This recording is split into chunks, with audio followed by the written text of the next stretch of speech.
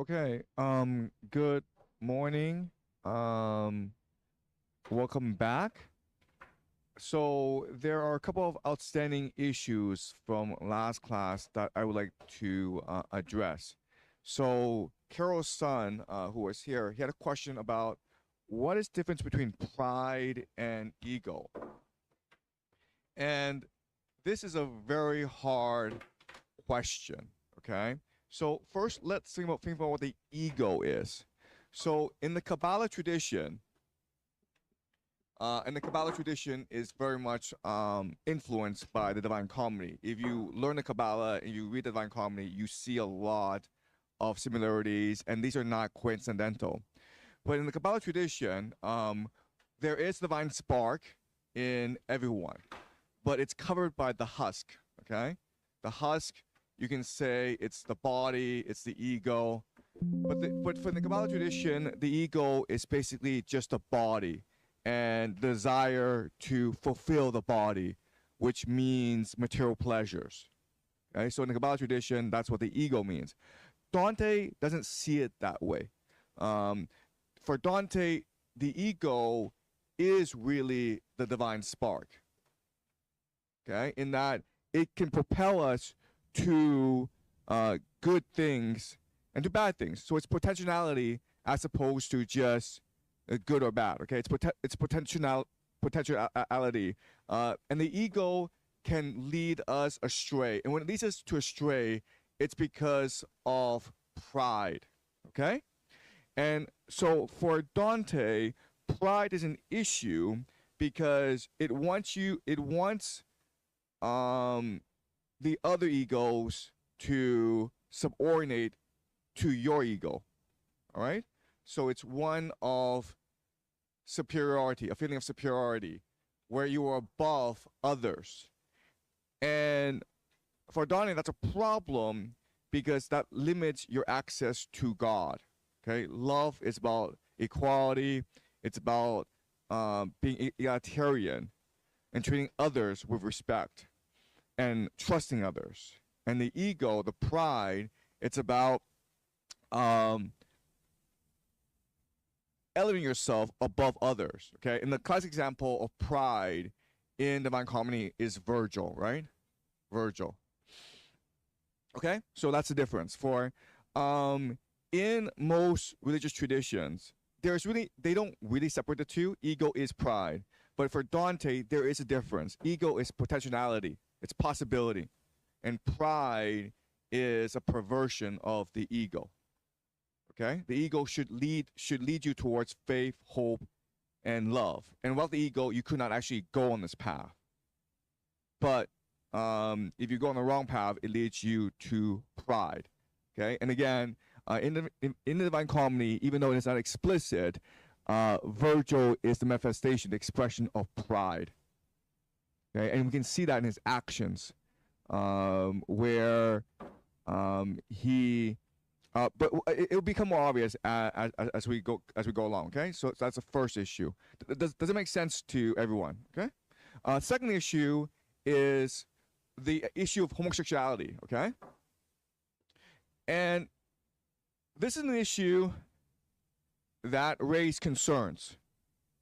So one question that I was asked yesterday is, okay, what's the difference between homosexuality and heterosexuality? Okay, so thank you for raising that question. And I went back and I thought about this, and even though my explanation it's okay, it's not truthful enough because the way for us to understand truth is Occam's razor. Okay, Occam's razor is the idea of elegance, meaning I should be able to pretty simply and clearly explain the idea. And I was not able to do that yesterday. It raised a lot of questions, it raised a lot of doubts. So even though we were approaching the truth, we were not at the truth. So let me today try to more clearly and simply explain the problem of homosexuality, okay? And so yesterday I made things a bit complicated. I brought in the idea of incest, and that was very confusing. Okay, let's not do that. Okay, let's just like stick with Dante. So with Dante, the key to understanding him is to first appreciate the punishment at work, okay? Because for Dante, the punishment is God's perfect justice, okay? So we need to understand the punishment first. And the punishment for these homosexuals is they are in a plains where like there's raining missiles on them, okay? And so they have to dodge these missiles. For homosexuals, they have to do it in a group, okay? They have to do it in a group, and if one of them strays from the group, that person is punished harder. Now, this is interesting to think about because why would homosexuals be punished in such a manner, okay? So now we think about, let's not think about what they did wrong, but if the punishment is you have to stick together as a group, and you're being punished as a group, and if you fall away from the group, you're punished even harder, what kind of people should be punished like that?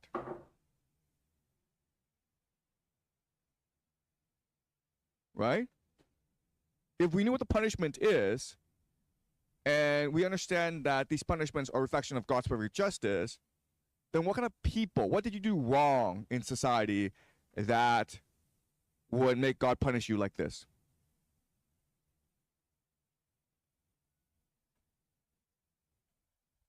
Yes? They think they're like superior to the society as a general, like they feel like they're entitled, so they feel like they're above like the normal people. Good, okay, so that's getting somewhere, okay? But again, what did they do wrong? That sounds like pride, but why are they being punished as a group?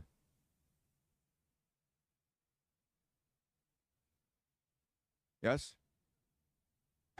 Maybe homosexual things is kind of group just for male or for female. So if in that case, the male, they don't need a female, and female also don't need a male too. So maybe they animate each other. Right. Let's not think about like they're homosexuals. I'm saying what kind of people would deserve this sort of punishment. Yes?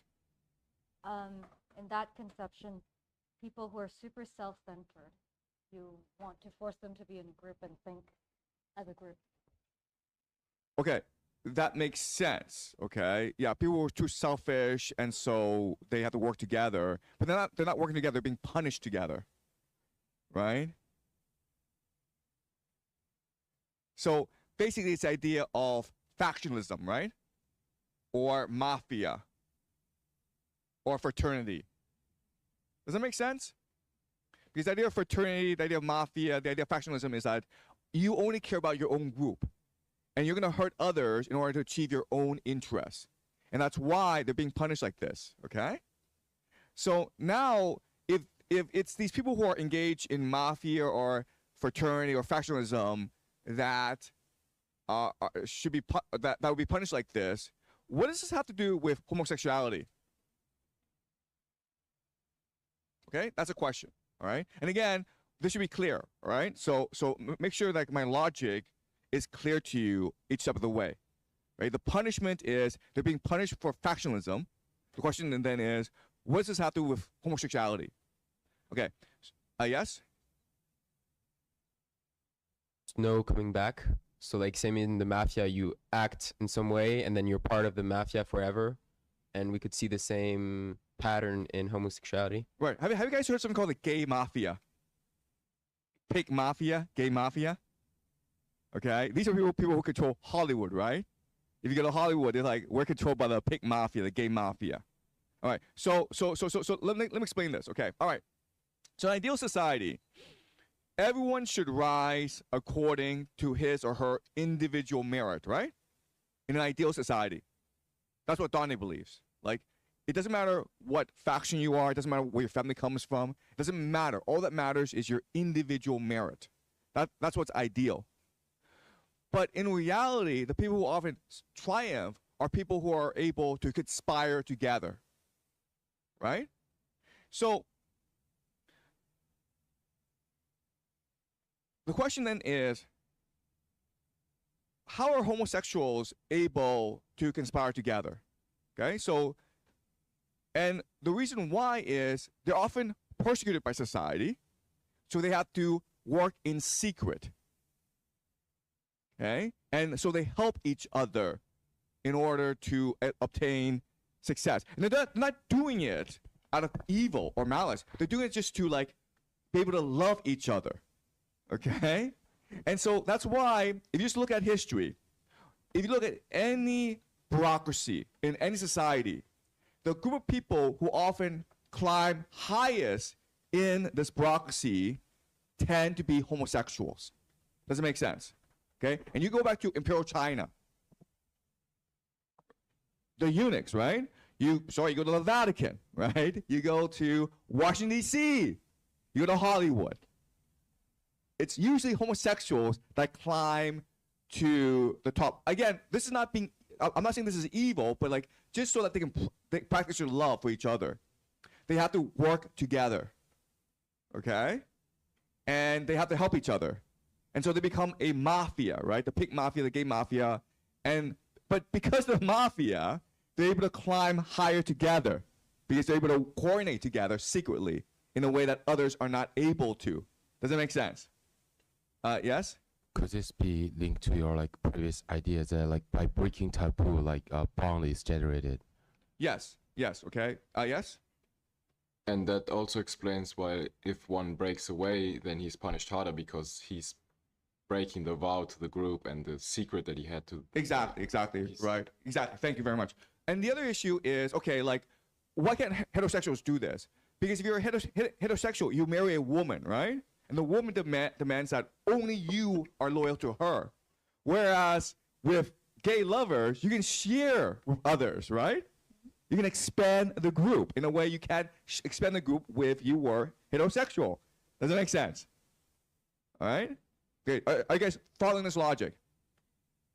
Okay, now the question then is like, why would this be a bad thing? And the reason why is that if a certain group are able to amass more power for themselves, right? This forces other people to form their own factions. Does it make sense? In order to compete. You have no choice in the matter. Right? So now you have more factionalism going on. All right? And so now what happens is that the elite fight amongst themselves because it's factional politics now. And when the elite fight amongst themselves, what they're doing is they're monopolizing all resources for themselves, which creates more inequality, right, in society. If you don't have a faction, when most people don't have a faction, you're completely screwed. And so there's this massive inequality, which creates all this economic pressure. And the only way for you to respond, if you're an ordinary person without a faction, is to commit fraud, right? And then what happens is lawlessness takes place. So that's why Dante is concerned about homosexuality. He knows that, yes, these best and brightest are homosexuals, and for him, there's nothing wrong with homosexuality. It's what homosexuality leads to in society that's a problem. And Dante is right. If you just look at any society, okay, with a bureaucracy, eventually the homosexuals take over. And this creates factionalism, this creates moral decay, this creates lawlessness, this creates corruption. All right? So does this make sense now? Yes? Sorry, I still don't understand why homosexuality is able to form factions while heterosexuality cannot. Okay, all right. So let me explain this again, okay? Oh, wait, or you want to, yes.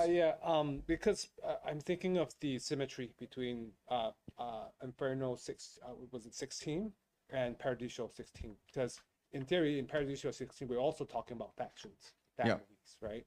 But I guess the core lesson that I think, if I remember back for on Paradiso 16, was that there was a concept where it says like the individual should serve the family instead of the family making that individual noble. Yeah, you get what I mean. So bringing it back to Inferno 16, right? With I don't know if it's homosexuality or self-indulgence or self-centeredness, but the idea of cases where I observe people with homosexual tendencies tending to rise is because they're able to harness the power of the group to serve them. Yes. Right. By withholding participation. So I in my mind that kind of makes sense and is elegant. Okay. All right. Okay. So let me explain another way. Okay. homosexuals are able to have multiple lovers. That's not a problem for them, right? Do you understand this idea? I don't understand because I feel like love is still love. Okay, so with heterosexuals, if you love someone, you get married, right? A marriage is a compact between two people and only two people. And if you bring another person, like a mistress, well, that breaks the bond. Do you understand? Yes? I think for female homosexuals or lesbians, they are more committed to one-on-one relationship. But if it's like male homosexuals, then it's completely different. So it's a different game. It's like you could have multiple lovers and that is okay. So I think that's why it's hard for you as a girl to understand this. Yeah, okay, all right. So yeah, okay. Thank you. Yes. If you're a woman and someone loves you, right? You want that to be a one-on-one thing, right? Whereas if you're a man, you don't really care. So you'll be able to have like a large network of male lovers. And again, like if you just like look at any history, whether it's Washington D.C. or Hollywood, I mean, like it's pretty common. Okay. Yes. And I think it's not just about like being a homosexual. It's about like having a same vision, so you can like assemble a group of people together, like secret society, and it follows the same logic, right? To infiltrate the bureaucracy. Yeah, no, I don't think the intention is evil. I just think they just want to like be homosexuals, right? Because that's what gives them happiness. But to do so because they're so heavily persecuted by others, they have no choice but to become a secret society. Okay. Yes. And I also have heard that in the homosexual society, some people they got their right to have more lovers, but some people they don't have the right to get. And some people play it in the male role, and some people play it in the female role. So this is kind of hierarchy order in the some homosexual society like that. Yeah. Right. Yes. Okay. Yes. Yeah. So well, we're talking about like back then, gay marriage or homosexuality was more like persecuted, but nowadays more accepted, right? So for example, like when you look at Tel Aviv or like these, like where for example also the middle class people are more open and are homosexual, and they're not really like about taking power or like trying to overthrow society. Right. So this is what Dante is saying here.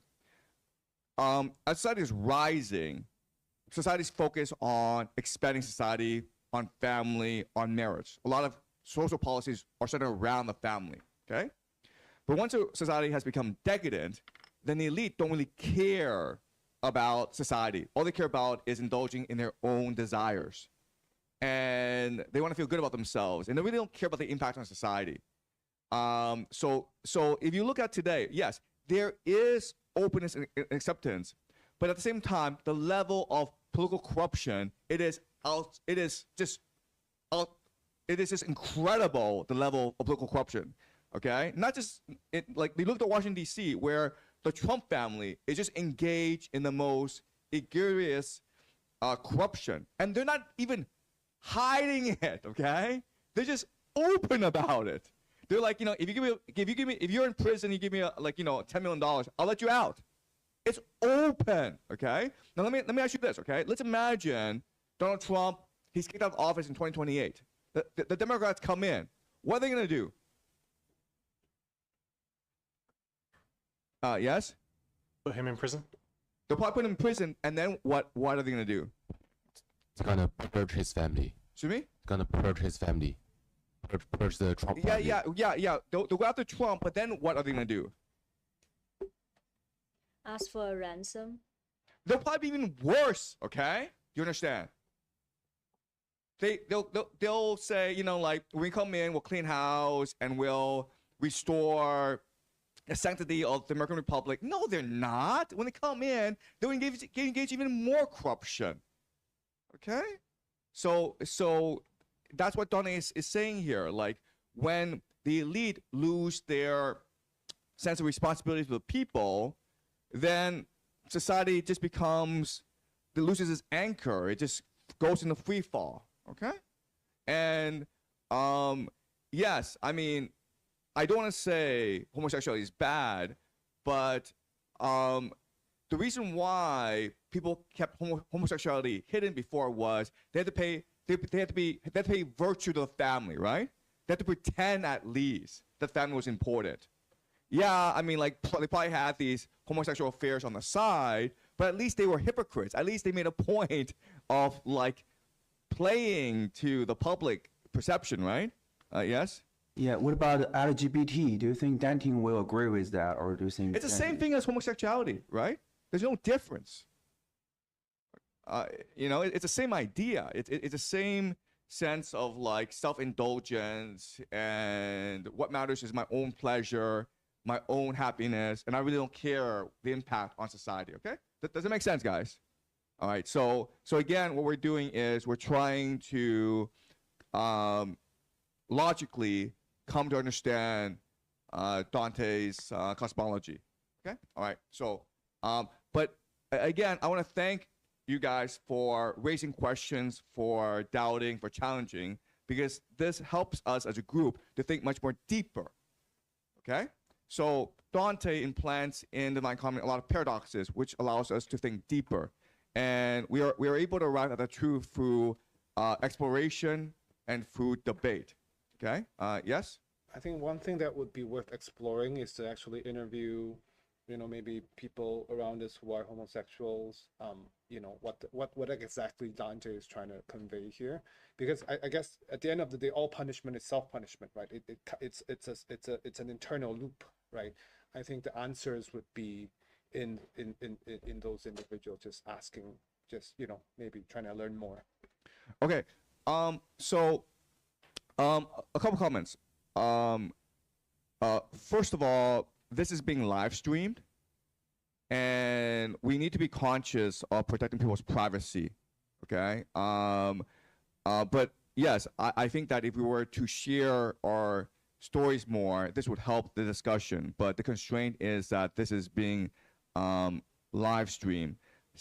And the other thing is that because it's being live streamed, and because we're dealing with different contexts, we're in China, we're broadcasting to a global audience.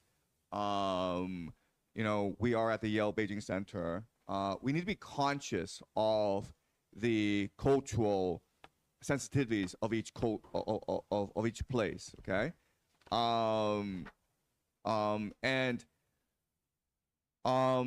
look, censorship is a reality in this world.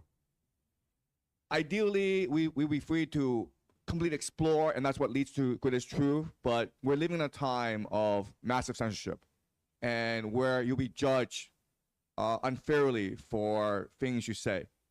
Okay, this is a different time. I mean, when I was growing up, when we were in college, like free speech was the primary ideal. Like it's something like you don't do that to people. Like you may disagree with them, but you don't censor them. That was what was considered a sin. Now it's just very common practice to cancel people for things they say. People are judged very harshly. Yes? So I actually had this question yesterday as well. So what about those people who purposefully chose not to have kids? Because in some ways they're also blocking social mobility, just like the homosexuals in a certain way, but they're not depicted in like anywhere in the Divine Comedy. So and how would Donnie feel about these people who don't have kids? Like if they chose not to have kids, I feel like in some ways it's like similar to like the homosexual. So I feel like he should have like a similar feeling. Well, okay.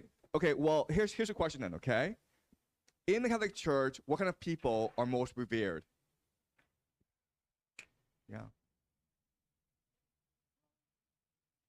Yeah, right. That's a problem. Monks and yeah. Go ahead. And also you have to take in the time back then in the 14th century, there's probably no condoms. And so there's no way, like you said, that I want to choose to be not having kids if I'm married. It's not usually an option unless you're a priest. Obviously, you're not married in the first place. Yeah. So then for Dante, it's hard to understand there are married couples who choose and, could not have kids. So then that's why maybe it's not in the listed here. It's not an option back then. And also, like, if you're a woman, okay, if you had a free will, you probably would not want to get married. Why? Does anyone know? Yeah? Because if you give birth, there's 1/3 of a chance or more that you're gonna die. Yeah, guys. Do you understand how awful it was to be a woman back then? There were no condoms. There was no hygiene. There were no hospitals. 1/3 chance of dying in childbirth, right? It's like suicide. And like, quite honestly, like, you're expected to give birth a lot, right? It's like the 8 first kids. 1/3 doesn't hit you. Yes, it's very common for a woman to die at childbirth at this time. So, including Beatrice. Beatrice died giving birth at 24. At 24, right? So yeah. Okay. Any more questions before we move on? Yes. So in my research of Aristotelian teleos, like, have you just, I missed yesterday afternoon. So did you discuss the teleos? Like, everything has a specific purpose in life, and I see the difference between lust and homosexuality, because they're on separate levels. As being like, lust, you're focusing on wanting perhaps the correct thing, right? Because if Augustine and Dante would be saying the purpose of a relationship would be reproduction and marriage. If you're lusting, that could happen. You're just wanting it in maybe an incorrect way or too much. But in homosexuality, the teleos is off because there is no reproduction that could happen. And so I see this as, or I don't see this, I'm reading scholars who are pointing out that homosexuality is just simply enough an incorrect teleos. And lust is a correct teleos, but in an incorrect proportion. And so all of this extra stuff might be fine and social. It just seems like muddying the waters, where Aristotelian understanding would simplify it. Okay, so that you bring up Aristotle, and that's a very interesting analysis. At this time, Aristotle is very popular, and Dante would have known Aristotle. He would have known the idea of telos. The idea of telos is purpose, right? You come here for a purpose, and you achieve happiness by achieving your telos. And on that idea, Dante would agree, but for Aristotle, telos is really about fulfilling your social responsibility, whereas for Dante, he's very much an individualist, meaning like for telos is about fulfilling yourself. Okay, now their students would say there's really no difference, but for Dante there is a major difference, right? One, the difference is between fulfilling people's expectation of your telos as to, number two, really understanding your telos and achieving your telos. Okay, and so basically what the Aristotelians say is, look, society knows what's best, and if society says you should go have children, then that's your telos. But what Dante would say, no, you trust your intuition, right? If your telos is like, I just want to write poetry for the rest of my life, and I don't want to have children, then you should just follow your intuition. Okay, so that's the difference. But you're absolutely right. Aristotle is very important at this time in history. All right, any more comments or questions? This is great, by the way, and it really shows your depth of understanding has radically improved over the past few days. Yes. Previously you said that any great art in the history, whether it's Homer or Divine Comedy, was often created by one single person, right? And is often driven by the strong will, but like I think go back to the question of about like self-indulgence, but like there also can be like those narcissists can also hold a strong will, right, while being like self-indulgent. Okay. So what separates a artist like sacred inwardness with to a narcissist? Okay, all right. So yesterday I did say the problem of homosexuality is self-indulgence, and I recognize that is incorrect. Okay, that's why I went back and I self-reflected and I came up with a new understanding. And in this new understanding, the problem isn't self-indulgence. The problem is factionalism. Okay, so Dante is not saying self-indulgence is a problem. Pride is a problem. Self-indulgence is not a problem. You need a bit of self-love. You need a bit of ego if you are to achieve or create a great piece of art. Okay, all right, great. Any more questions before we start? Okay, let's start. Inferno 21.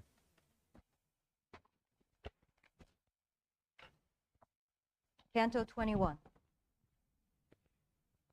We came along from one bridge to another, talking of things my comedy is not concerned to sing. We held fast to the summit, then stayed our steps to spy the other cleft of Meliboge and other vain laments. I saw that it was wonderfully dark. As in the arsenal of the Venetians, all winter long a stew of sticky pitch boils up to patch their sick and tattered ship that cannot sail. Instead of voyaging, some build new keels, some tow and tar the ribs of hull worn out by too much journeying. Some hammer at the prow, some at the stern, and some make oars, and some braid ropes and cords. One mends the jib, another the mainsail. So not by fire, but by the art of God below there boiled a thick and tarry mass that covered all the banks with clamminess. I saw it, but I could not see within it. No thing was visible but boiling bubbles, the swelling of the pitch, and then it settled. And while I watched below attentively, my guide called out to me, take care, and then from where I stood he drew me near. I turned around as one who's impatient to see what he should shun, but is dashed down beneath the terror he has undergone, who does not stop his flight, and yet would look, and then in back of us I saw a black demon as he came racing up the cracks. Ah, he was surely barbarous to see, and how relentless seemed to me his acts. His wings were open, his feet were lithe. Across his shoulder, which was sharp and high, he had slung a sinner upward from the thighs. In front, the demon gripped him by the ankles. Then from our bridge he called, O Malebranche, I've got an elder of Saint Svita for you. Shove this one under. I'll go back for more. His city is well furnished with such stores there. Everyone's a grafter but Bonturo. And there for cash, they'll change a no to yes. He threw the sinner down that wheeled along the stony cliff. No mastiff's ever been unleashed with so much haste to chase a thief. The sinner plunged, then surfaced, black with pitch, but now the demons from beneath the bridge shouted, the sacred face has no place here. Here we swim differently than in the Circuit. If you don't want to feel our grappling hooks, don't try to lift yourself above that ditch. They pricked him with 100 prongs and more, and then taunted, here one dances under cover, so try to grab your secret graft below. Okay, all right, so we are in the circle of fraud, where everyone lies and deceives and steals. And here, this is the punishment for grafters, people who engage in corruption and graft. And the example being used is this priest who obviously is engaging in simony. And the punishment is to basically fester in boiling excrement. And some of them feel the pain so much that they try to escape. They try to escape, and then the demons catch them and tear them apart. And that is their punishment. Okay. All right. Let's keep on going.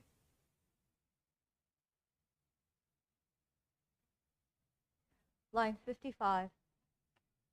The demons did the same as any cook who has his urchins force the meat with hooks deep down into the pot that it not float. Then my good master said to me, don't let those demons see that you're here. Take care to crouch behind the cover of a crag. No matter what offense they offer me, don't be afraid. I know how these things go. I'll have to face such fracasses before. When this was said, he moved beyond the bridgehead, and on the sixth embankment he had need to show his imperturbability. With the same frenzy, with the brouhaha of dogs when they beset a poor wretch who then stops dead in his tracks as if to beg. So from beneath the bridge the demons rushed against my guide with all their prongs, but he called out, can't you forget your savagery? Before you try to maul me, just let one of your troops step forward, hear me out, and then decide if I'm to be hooked. At this they howled, let Melakota go. And one of them moved up, the other stayed, and as he came he asked, "How can he win?" "O Malacoda, do you think I've come?" my master answered him, "already armed as you can see against your obstacles, without the will of God and helpful fate. Let us move on. It is the will of heaven for me to show this wild way to another." At this the pride of Malacoda fell. His prong dropped his feet. He told his fellows, "Since that's the way things stand, let us not wound him." My guide then spoke to me. "O you who crouch, bent low among the bridge's splintered rocks, you can feel safe, and now return to me." Okay, so Dante and Virgil see these demons, okay? And in this stage in the story, there are some things that are unusual. What's unusual about the story? What is it that's happening that didn't really happen before? What strikes you as strange in the story so far?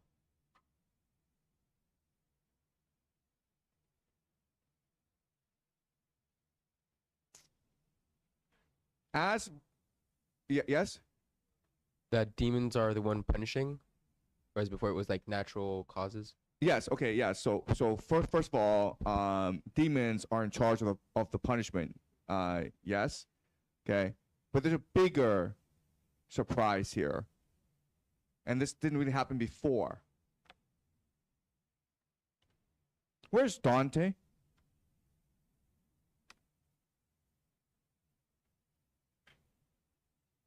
He's hiding, right? This didn't happen before.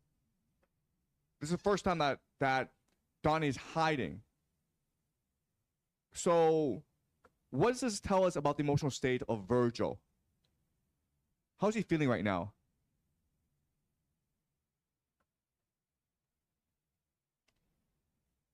Why would Dante hide here but not elsewhere, right? They went to the city of Dis, and Dis was also ruled by fallen angels, but Dante didn't hide. Yes. I think he starts to lose trust in Virgil, and he's afraid that Virgil can't control the demons that he used to. But who told Dante to hide? Virgil. It was Virgil who told Dante to hide, right? So that doesn't make much sense. But keep on going. What's going on here?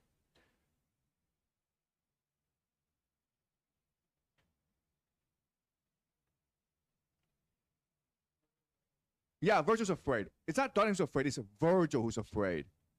Okay? And so how does Virgil respond to his own fear? What are ways in which you can respond with fear, to your own fear? How is Virgil responding to his fear? Fight or flight. So either you fight it or you run away from it. So he kind of fights it. He kind of stands up and be like, "Hey, bring one guy and talk to me, and let's see if we can figure this out." Right. Okay. Yes. Well, by projecting his fear onto someone else, he kind of can deal with it. Well, because Virgil, I don't know, how can he even feel fear if he's not alive? If he's not even, it's not what I don't understand. So he doesn't have a body, but he still has emotions, right? Right. Otherwise, how could you be punished in hell if you have absolutely no emotions? You can't feel any punishment, right? So you still have emotions, right? How does Virgil choose to confront the demons, right? Virgil's afraid of the demons, so what does he do to deal with the demons? Says, "There's a higher power protecting me, so don't touch me." Yeah, right? He's flexing. He's being arrogant, right? So to deal with his fear, he's choosing to be proud and arrogant before the demons. Okay? And the demons sense his pride, and they lower themselves to Virgil. Okay? Does that make sense? The logic here? Virgil's afraid, and he doesn't really know how to control the situation. So his first instinct is to protect Dante. And then Virgil goes up and confronts the demons and flexes, right? Says, "I'm much stronger than you, obey me." And the demon's like, "Fine, whatever," okay? Right? Why should we be suspicious here of what's going on?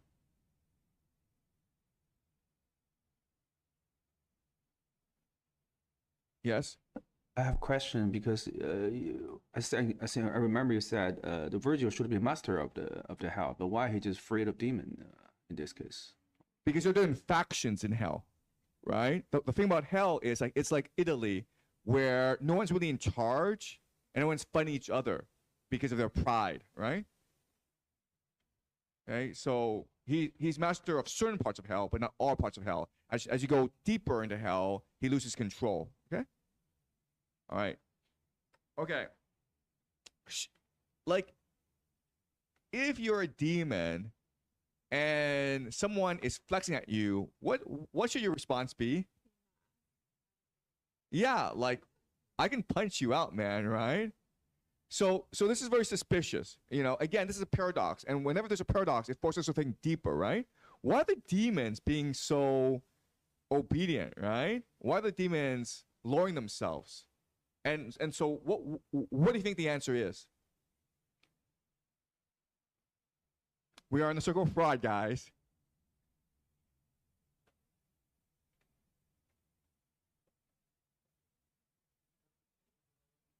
Deception, right? Do you understand? Okay, that's what these demons are. They are engaged in deception. They enjoy deception, right? Does that make sense?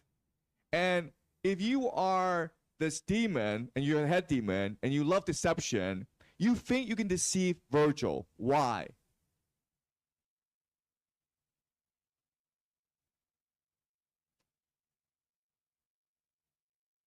Okay, so let us think of an example from real life. Okay? All right? Yes? Because by triggering Virgil, you basically mocking God. No. I'm trying to figure out how he figured out you can trick Virgil. Yes? Virgil's is in limbo, so he's in a, relatively speaking, much nicer place than these guys. Okay, all right. So we don't want to overthink things, okay? The solution has to be simple and elegant. So let's just think of an example where, you know, you're with your friend, okay? And maybe, you know, you go to and I'm just making this up, okay? You go to Turkey for vacation. And your friend you know, maybe your friend lives in Turkey and you're going to go visit your friend in Turkey, right? And your friend in Turkey wants to show you a good time. So then your friend takes you to this bazaar, the store, and he's like, you know, like, oh, I know how to haggle, right? Do you understand the logic here, right? And what's the shop owner going to do? He's going to see, like, you're with your friend, right? You don't lose face. You want to show how much in control you are, right? Does it make sense? And so you recognize, oh, it's this arrogance, it's this pride I can take advantage of. Does that make sense? Okay? So again, the thing about literature is you can always apply it to real life. And it has to make sense. Okay? Does that make sense, guys? All right, so the demon recognizes, Virgil thinks he's got God on his side, right? Well, I can probably rip him off now, right? Because he's become so arrogant, he's so full of himself. It's easier to trick arrogant people than it is to trick humble people. Okay, does that make sense? All right, let's keep on going. Line 88. My guide then spoke to me. O you who crouch, bent low among the bridge's splintered rocks, you can feel safe and now return to me. At this I moved and quickly came to him. The devils had edged forward, all of them. I feared that they might fail to keep their word. Just so I saw the infantry when they marched out under safe conduct from Caprona. They trembled when they passed their enemies. My body huddled closer to my guide. I did not let the demons out of sight. The looks they cast at us were less than kind. How is Dante feeling right now? Scared. Yeah, he's probably like, this doesn't feel right, okay? You know, you're at this bazaar and it's clear the shop owner is gonna rip us off. We should be careful, right? But your friend's like, no, I know this guy. We're like, you know, We went to school together. He's gonna give me face. He's gonna give us the best deal. Okay. All right. So Dante is afraid. Keep on going. Line 100. They bent their hooks and shouted to each other, "And shall I give it to him on the rump?" And all of them replied, "Yes, let him have it." But Malakota, still in conversation with my good guide, turned quickly to his squadron and said, "Be still, Scarmiglione, still." To us he said, "There's no use in going much farther on this ridge because the 6th bridge at the bottom there is smashed to bits. Yet if you two still want to go ahead, move up and walk along this rocky edge, nearby another which will form a path. 5 hours from this hour yesterday, 1,266 years passed since that roadway was shattered here. I'm sending 10 of mine out there to see if any sinners lifts its head for air. Go with my men. There's no malice in them." Okay, so he's saying that don't keep on going because a bridge was destroyed by Jesus when he came to hell. There's another way. I'm going to send 10 of my men with you. And again, just the idea that he says there is no malice in them, like don't do evil. You should be careful, right? Like we won't trick you, okay? We mean you no harm. That's probably a sign you should be careful. But again, Virgil is too arrogant to recognize this, okay? Keep on going. Line 118. Step forward, Alechino and Calcabrina. He then began to say, "And you, Cagnazzo and Barbariccia, who can lead the 10? Lelibicocco and Dragonazzo and Tusci Ciriato and Raffiacane and Farfarello and Matt Rubicante. Search all around the clammy stew of pitch. Keep these two safe and sound till the next ridge that rises without break across the dens." "Ah me, what is it this, master, that I see?" I said. "Can't we do without company? If you know how to go, I want no escort. If you're just as keen as usual, can't you see how those demons grind their teeth? Their brows are menacing, they promise trouble." And he to me, "I do not want you frightened. Just let them gnash away as they may wish. They do it for the wretches boiled in pitch." They turned around along the left-hand bank, but first each pressed his tongue between his teeth, a signal for their leader, Barbariccia, and he had made a trumpet of his ass. Okay, so what does Dante do here that he's never done before? Yeah, do you guys see this? Okay, he's actually challenging Virgil verbally. Maybe before he had his doubts, right? But he kept them secret out of respect for Virgil. So why is Dante doing this? Why is Dante challenging Virgil and saying, we really shouldn't trust these guys, right? He's now verbally challenging Virgil. Why? Excuse me? He's afraid of getting tricked. Okay, he's fear, yes. What else? Isn't Virgil's pride getting in the way here? And so Dante is just like, forget about getting the good deal at the bazaar, man. Let's just go. Exactly, right? And why would you do that?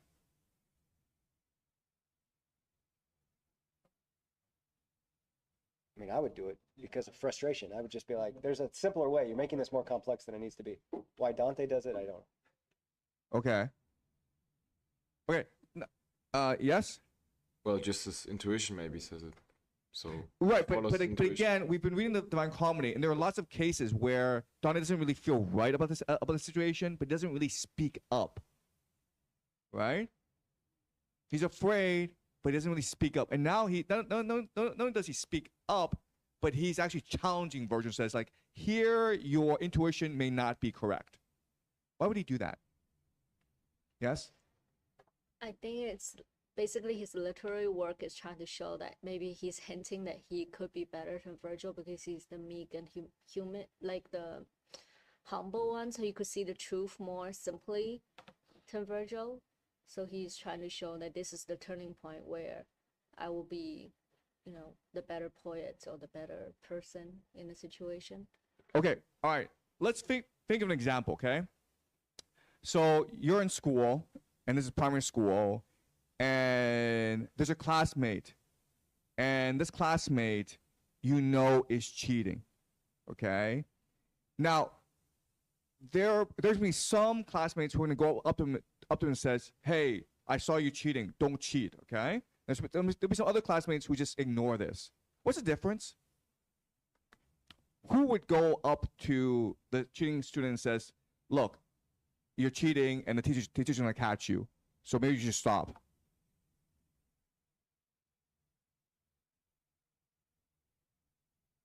In what instance would you? Yes. It could be as an act of love when It's you an care. act of love. You understand? It's an act of love, because you're putting yourself at risk as well, right? You're putting yourself, when you tell your friend, "Let's get out of here," right? Not only are you angering your friend's pride, but you might piss off the shop owner as well. It's an act of love. You're putting yourself at risk. Okay, does that make sense? It's not an act of like, "I know more than you, Virgil," right? You can't know more than Virgil because Virgil's your guide in hell. It's an act of like, "Virgil, I love you, and I want to protect you as you're protecting me." Okay? So what this is telling us is that what this journey really is, it's a journey into love, where Don before had tremendous respect for Virgil, but now they're just becoming like very close because all these adventures they're having in hell, right? Does that make sense, guys? And so so what's really important to understand is not just the cosmology, not just understand Dante's theology, but really understand that this is ultimately a journey and a love story between Dante and Virgil. Okay, so there's this conflict between the two, but there's also real deep affection between the two, and it's very much real. Okay. And we know what's going to happen. We know that eventually they'll have to part, okay? But the idea is to create so much affection in us for Virgil and Dante that when they do part, we cry with them when they do part, okay? Does that make sense? All right. Yes? She had said something that I wanted to build off of. Dante the poet, so there's three Dantes. Dante's the poet sat down to write this recollection to explain faith, hope, and love, but I guess they could all be unified as capital T truth. And he's in the realm of liars, right? And so essentially he would be like, the longer that we stay here in the realm of liars, they're ruining my poem of truth, right? So let's get out of the lie realm because I'm transcribing truth. Right. Okay. So that's an interesting interpretation, and I would disagree, because why is it important for Dante to journey into hell? Right? Because why is Dante talking to these souls that are being punished? To learn to see. Right? But then what? Yes? Because it's the way to paradise. It's the way to paradise. But remember when Virgil and Dante are talking, right? Virgil says, "Go talk to that guy," and then the soul's like, "I don't want to talk to you." And then Virgil's like, "You should talk to him because." What does Virgil say?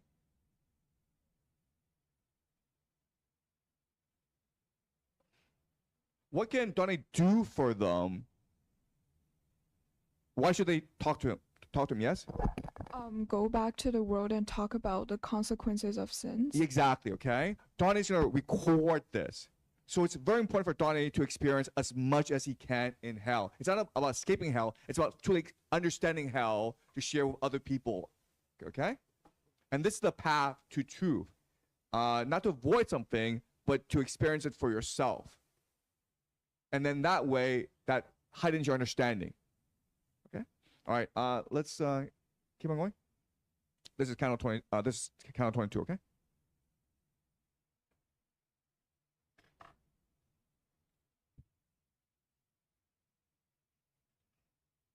Canto 22. Before this, I've seen horsemen start to march and open the assault and muster ranks and seen them too, at times beat their retreat. And oh, your land, oh, Erytines, I've seen rangers and raiding parties galloping. The clash of tournaments, the rush of jousts, now done with trumpets, now with bells, and now with drums, and now with signs from castle walls, with native things and with imported ware. But never yet have I seen horsemen, or seen infantry, or ship that sails by signal of land, or star moved to so strange a bugle. We made our way together with 10 demons. Ah, what ferocious company! And yet in church with saints, with rotters in the tavern. But I was all intent upon the pitch, to seek out every feature of the pouch and of the people who were burning in it. Just as the dolphins do, when with arched back they signal to the seamen to prepare for tempest, that their vessel may be spared, so here from time to time, to ease his torments, some sinner showed his back above the surface, then hid more quickly than a lightning flash. And just as on the margin of a ditch, frogs crouched, their snouts alone above the water, so as to hide their feet and their plump flesh, so here on every side these sinners crouched, but faster than a flash. When Barbariccia drew near, they plunged beneath the boiling pitch. I saw my heart still shudders and recall one who delayed, just as at times a frog is left behind while others dive below. With Grafficane, who was closest to him, then hooked him by his pitch, and tangled locks and hauled him up. He seemed to me an otter. By now I knew the names of all those demons. I'd paid attention when the fiends were chosen. I'd watch as they stepped forward one by one. O Rubicante, see you set your talons right into him, so you can flay his flesh. So did those cursed ones cry out together. And I, my master, if you can, find out what is the name of that unfortunate who's fallen victim to his enemies. My guide, who then drew near that sinner's side, asked him to tell his birthplace. He replied, my homeland was the kingdom of Navarre. My mother, who had had me by a wastrel, destroyer of himself and his possessions, had placed me in the service of a lord. Then I was in the household of the worthy King Thibault. There I started taking graft. With this heat I pay reckoning for that. And Chiriato, from whose mouth there bulged to right and left 2 tusks like a wild hog's, then let him feel how one of them could mangle. The mouse had fallen in with evil cats, but Barbariccia clasped him in his arms and said, stand off there while I fork him fast. And turning toward my master then, he said, ask Khan if you would learn some more from him before one of the others does him in. Okay, stop. Okay, all right. So let's think about this. This is an unusual punishment because it gives the people here an opportunity to escape, right? It's not like they're locked in place. It's like, you know, there's a boiling pitch, the boiling lake, and you can always escape it, right? Why would this be a fitting punishment for people who engage in graft?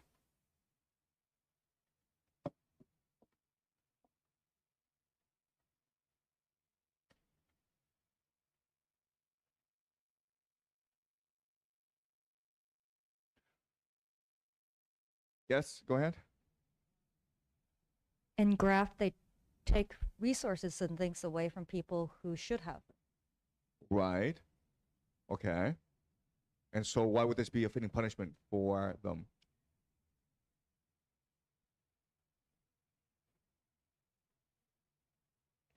Huh. Yes? Maybe because it's doing that is so addicting that they can't stop doing it. Right, okay, so there's a compulsion to them, yes, right? They have to steal. They have to engage in graft, yes, okay? That's part of it, yes? And the mechanism of it, if you steal something, you can always, at every part of the journey, you can always decide to turn back and give it back, you know, return whatever you stole, right? But why do people engage in graft? What's the mentality of people who engage in graft? Right? Why do they steal? What's the mentality? Maybe it's coveting of what others have that you don't have, so you want to have it. Then why is this not greed? What's going on here? What's the mentality? Why do they engage in graft?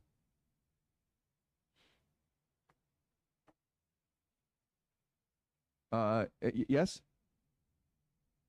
Yeah, you mean stealing, right? I think stealing is kind of thing that you want to get something, and also you can get much more benefit from it. But there's no punishment. There's nothing good, nothing bad there. So that's why people, when they just like to steal, they just stick to steal something. It's really hard to give it up. Yeah. So you go ahead. Yeah, well, also when you steal, you decide that this thing that you're stealing is more deserving for you than the owner. Like you say, like in this action, like I deserve this, and the owner doesn't really. But why? Why do you deserve it? Well, maybe pride. Okay. Sense of Yes. pride. Anyone else? Yes, at the back. I feel like for greed, you are kind of more focusing on like a specific thing, for example, like money and whatever. But then Yeah, you're stealing, focused on- you're on kind of like obtaining something, stealing yes. anything. Yes. Yeah, like a lot of a variety of stuff. But what is graft? You're stealing from who? Graft has to come from a position of power.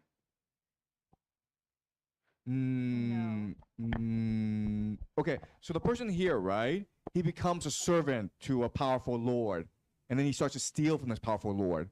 Why is he doing that?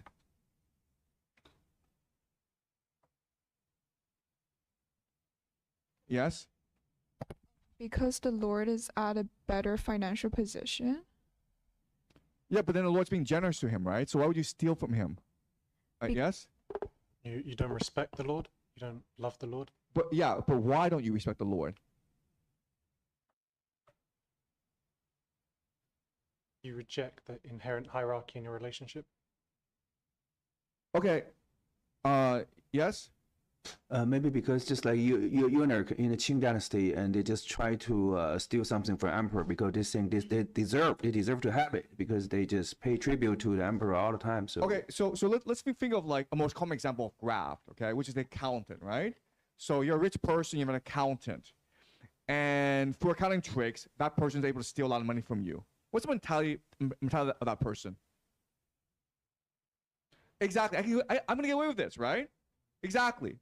Right? It's not that I'm better than you. I can get away with this. I'm smarter than you. That's what graft is. I'm gonna get away with this. There's no punishment. I'm so sneaky. I'm so clever. I can get away with this. So why would this punishment be fitting for these people? Okay, they are in the boiling pitch. That kind of sucks. They escape, and they're caught by demons who do what to them? Outsmart. These demons literally tear them apart, right? Which is the worst punishment? The second one, right? So it's kind of silly where, look, if you just stay where you are, if you just stay in the boiling pitch, it kind of sucks, but it's a lot better than being like, torn to pieces by demons, right? But they can't help themselves. They're like, no, I have to escape. Because they're always like, I'll get away, right? But like, we know for a fact you're not gonna get away because this is hell. This is God's perfect justice. There's no way you're gonna escape hell. But for the reason, they're like, no, I will escape this time, even though for the past 10 million times I was caught by the demon and destroyed. Okay. Okay. Does that make sense? Okay. Yes. Wait, so when they're torn to pieces, the bodies get back together, or what? Yeah, so they're torn to pieces, then they resurrect in the boiling pitch. Then they do it again. And then something happens, they do it again. This happens like for all eternity. Okay? So it's almost like this compulsion where they think, I'll get away this time. Right? I won't get caught this time. I'll be so sneaky this time. But it's absolutely pointless. Okay? Does that make sense? All right. Keep on going. Line 64, at which my guide, now tell, among the sinners who hide beneath the pitch, are any others Italian? And he, I've just left one who was nearby there, and would I were still covered by the pitch as he's hidden, for then I'd have no fear of hook or talon. And Libicaco said, we've been too patient, and with his grapple grabbed him by the arm, and ripping carried off a hunk of flesh. But Dragonazzo also looked as if to grab his legs, at which their captain wheeled and threatened all of them with raging looks. When they'd grown somewhat less tumultuous, without delay, my guide asked of that one who had his eye still fixed upon his wound, who was the one you left to come ashore, unluckily, as you just said before? He answered, Fra Gomita of Galura, who was a vessel fit for every fraud. He had his master's enemies in hand, but handled them in ways that pleased them all. He took their gold and smoothly let them off, as he himself says, and in other matters he was a sovereign, not a petty swindler. His comrade there is Don Michele Zanche of Logodoro, and their tongues are never too tired to talk of their Sardinia. Me see that one there who grinds his teeth. If I were not afraid, I'd speak some more, but he's getting set to scratch my scurf. And their great marshal, facing Farfarello, who was so hot to strike he rolled his eyes, said, "Get away from there, you filthy bird." If you perhaps would like to see or hear, that sinner, terrified, began again. Lombards or Tuscans, I can fetch you some, but let the Malebranche stand aside so that my comrades need not fear their vengeance. Remaining in this very spot, I shall, although alone, make 7 more appear when I have whistled, as has been our custom when one of us has managed to get out. Okay, so Dante and Virgil wants to meet more of these sinners. And this sinner says, well, they're all in hiding. And the demons are like, let's just start tearing this guy apart because that's what we enjoy doing. And the sinner's like, no, no, no. If you leave me alone, I'll trick 7 more to appear before you. Everyone's in hiding. So if you demons just hide yourself, then I will tell them to come out, and then you can catch 7 more people to rip apart, okay? So this is the circle of fraud, circle of deception. We should be wary of everything people do here, okay? All right, keep on going. Line 106. At that, Cagnazzo lifted up his snout and shook his head and said, "Just listen to that trick by which he thinks he can dive back." To this, he who was rich in artifice replied, "Then I must have too many tricks if I bring greater torment to my friends." This was too much for Alcino, and despite the others, he cried out, "If you dive back, I should not gallop after you, but beat my wings above the pitch. We'll leave this height with the embankment as a screen. We'll see if you alone can handle us." Oh, you who read, hear now of this new sport.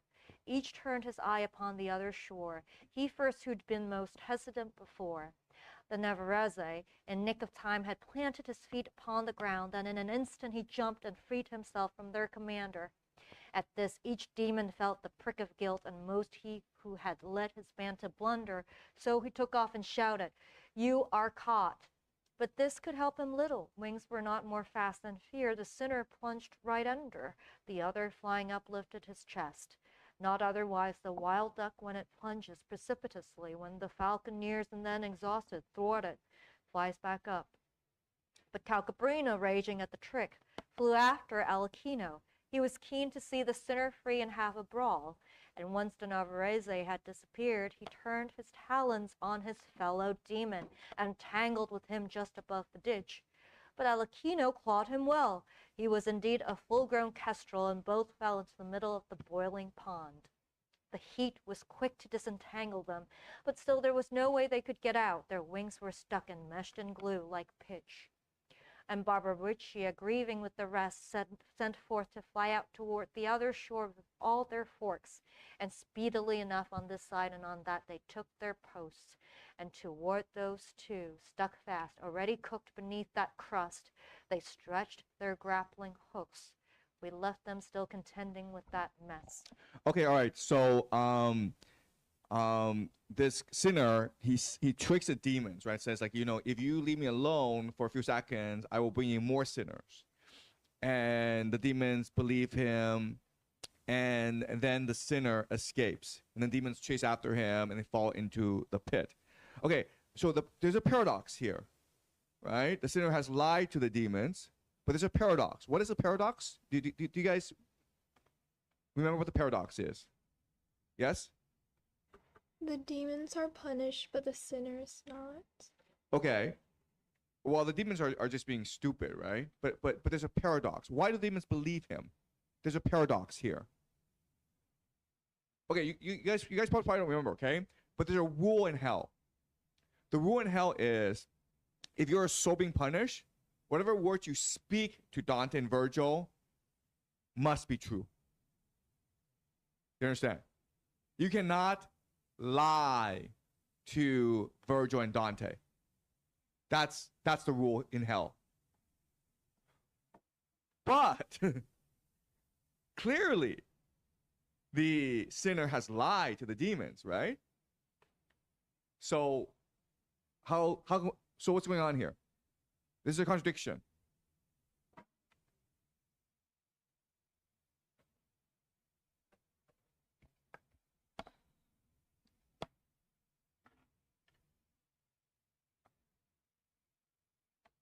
Okay, so let's think about this, okay? So the demons are saying, you're lying to us. And then then the sinner says, then I must have too many tricks if I bring greater torment to my friends.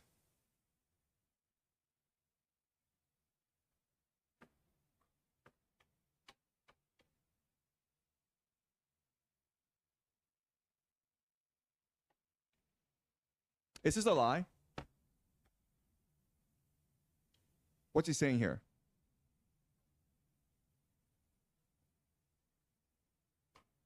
What's he saying here?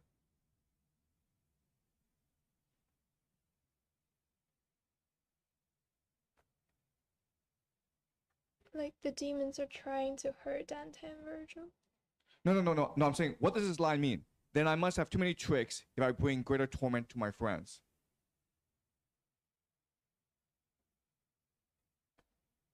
Wait, let's go back. Yes? But it's true. He's not lying to you. Okay, do you understand? You just read what he writes, what he's speaking. It's not a lie, technically. You understand? It's not a deception, technically. You're just misinterpreting what he's saying, right? So let's go back to the example of, like, your friend takes you to the bazaar, right? And the bazaar shop owner says, this is the best teacup in the world. Then your friend's like, you're lying to us. And the shop owner says, if I'm lying to you, then I have no friends in the world. It could be true, okay? You understand? If I'm lying to you, I have no friends in the world, right? You interpret to say, okay, well, then he's not lying to me. But it could be true, right? If I'm lying to you, I have no friends in the world. You understand? And this is what we call sophistry, right? Sophistry.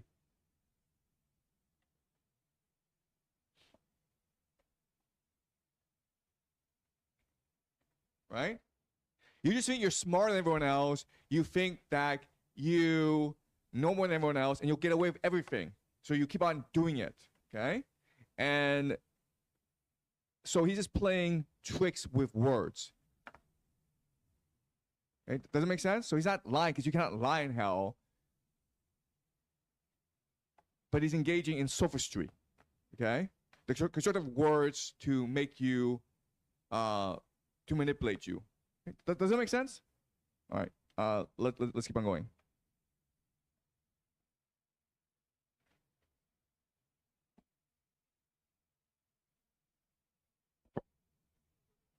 Yes? How come he has the will to escape? Do people even think of escaping, or just they think of suffering less in hell? Okay, yeah. So it's not the will to escape. It's a compulsion to prove you're smarter than everyone else. It's a compulsion to cheat other people. You understand? But the point is, all you're doing is you're cheating yourself, right? Because all you're doing is escaping into a greater punishment. If you're just honest and stay where you are, you'll be fine. But you constantly want to escape. It's a addiction, okay? Right? So the people who, at least accountants who steal from rich people, it's not necessarily they need the money. It's just like they enjoy cheating other people. Okay? All right, count on 23. Count of 23. Silent, alone, no one escorting us, we made our way. One went before, one after, as friars minor when they walked together. The press and fracas made me think of Aesop, that fable where he tells about the mouse and frog. For near and nigh are not more close than are that fable and this incident, if you compare with care how each begins and then compare the endings that they share. And even as one thought springs from another, so out of that was still another born, which made the fear I felt before redouble. Okay, sorry. Can you Google Aesop's fable of the frog and the horse? Okay, I don't have it remembered. Okay, so frog and horse. Yeah.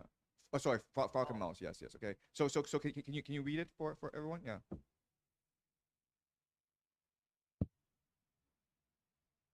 Story summary of Aesop's Frog and Mouse. A mouse first asks the frog for help with crossing a river to visit the frog's home. The frog agrees, but ties the mouse's leg to his own with a reed for safety. Halfway across, the frog, motivated by greed for the mouse's food, tries to drown the mouse by diving down the surface. The mouse's dead body floats to the surface, still tied to the frog. A hawk sees the floating mouse, swoops down, and carries off both the mouse and the frog. So I guess the frog, being treacherous, ends up being prey as well for the hawk. Sure. Okay. So this applies to the demons, right? The demons mean to swindle Dante and Virgil, cheat him, but they get greedy. They want to catch more sinners, so they fall in their own trap. Okay.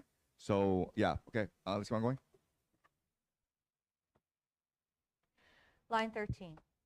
I thought, because of us, they have been mocked, and this inflicted so much hurt and scorn that I'm sure they feel deep indignation.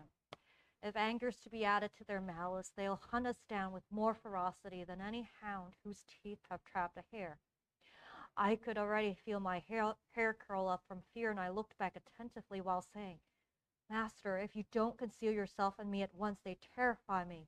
Those Malebranche, they're after us. I so imagine them, I hear them now. And he to me, were I a leaded mirror, I could not gather in your outer image more quickly than I have received your inner. For even now your thoughts have joined my own in both our acts and aspects. We are kin. With both our minds I've come to one decision.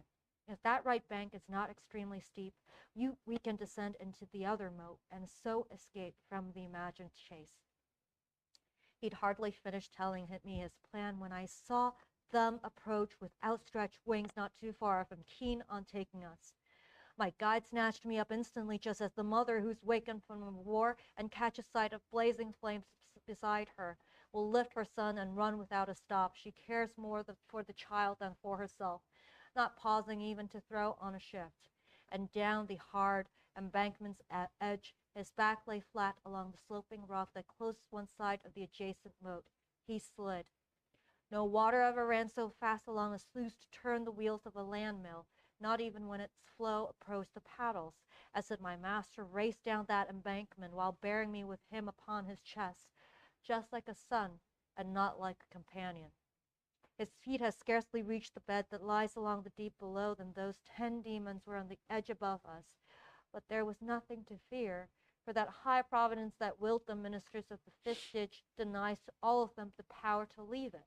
Okay, so this is almost like a Hollywood movie now, right? It's a chase scene where Dante and Virgil are trying to escape the demons. The demons are chasing them, and there's a door that's closing, and they, at the last minute, are able to run through the door into safety, and the door closes on the demons. Okay, so this is almost like a Hollywood chase scene. Why is Tony writing this?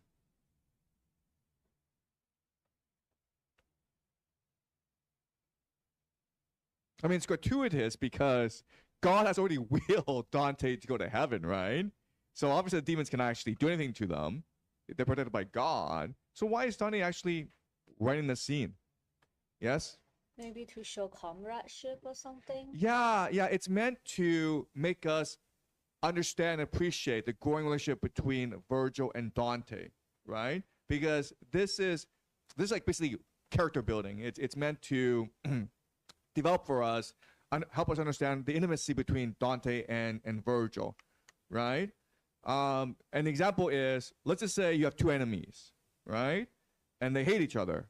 Well, I guarantee you, if you were to dump these two guys who hate each other, who want to kill each other on a deserted island, they become best friends afterwards, right? So that's the idea here. So even though they are rivals, ultimately, this journey will make them into best friends. Okay, I keep on going. 58. Below that point, we found a painted people who moved about the lagging steps in circles, weeping with features tired and defeated. And they were dressed in cloaks with cowls so low they fell before their eyes, of that same cut that used to make the clothes for Cluny's monks. Outside, these cloaks were gilded and they dazzled, but inside they were all of lead, so heavy that Frederick's capes were straw compared to them. a tiring mantle for eternity, we turn again as always to the left, along with them intent on their sad weeping. But with their weights that weary people paced so slowly that we found ourselves among new company each time we took a step, at which I told my guide, please try to find someone whose name or deed I recognize, and while we walk, be watchful with your eyes. And one who, taken in my Tuscan speech, cried out behind us, stay your steps, O you who hurry so along this darkened air. Perhaps you will have from me that which you seek, at which my guide turned to me, saying, wait, and then continue, following his pace. I stopped, and I saw two whose faces showed their minds were keen to be with one. Both their loads and the tight path forced them to slow. When they came up, they looked askance at me a long while, and they uttered not a word until they turned to one another, saying, the throbbing of his throat makes this one seem alive, and if they're dead, what privilege lets them appear without the heavy mantle?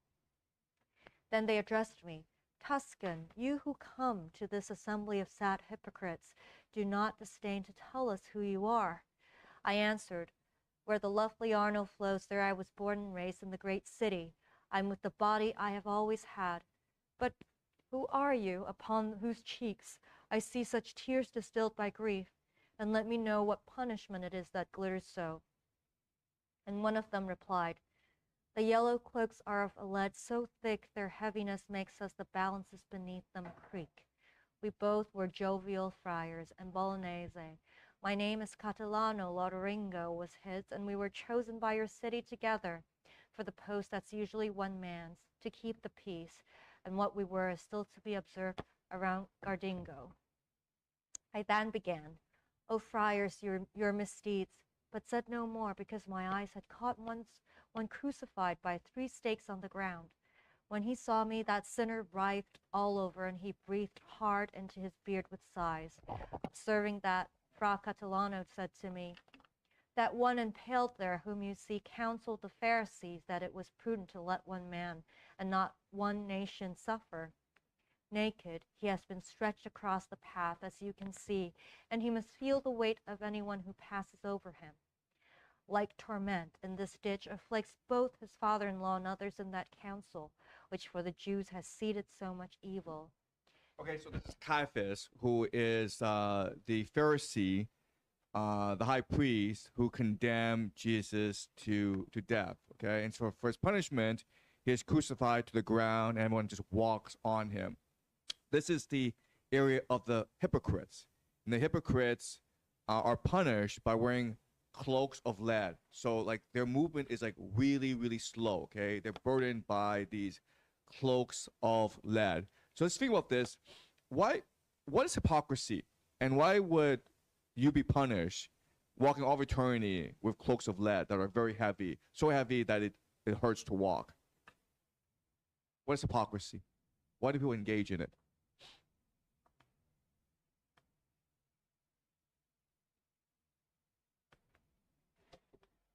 Yes? It is basically saying one thing and doing another. So you're pretending to be better than you are. So you put off this mask. Right. And why do you do it? To show that you're better than others, that you are airy and kind of like, I'm better than everybody else. I'm more religious. Okay. So what you're saying is that hypocrites, their words have no meaning, and their words can change at any time. And they are not responsive to they're not responsible to their words, right? So why do they do it? Yes? I think they're cheating. They just pretend to be higher moral stuff. Just try to, on the one hand, to get a benefit from that, and on the other, they will try to cheat others so that they will get more, and they don't need to be punished, and they just hide themselves from, yeah. Okay, well, let's say you're a teacher, okay? And you're telling your students, okay, we need to work hard and read a lot of books and exercise, okay?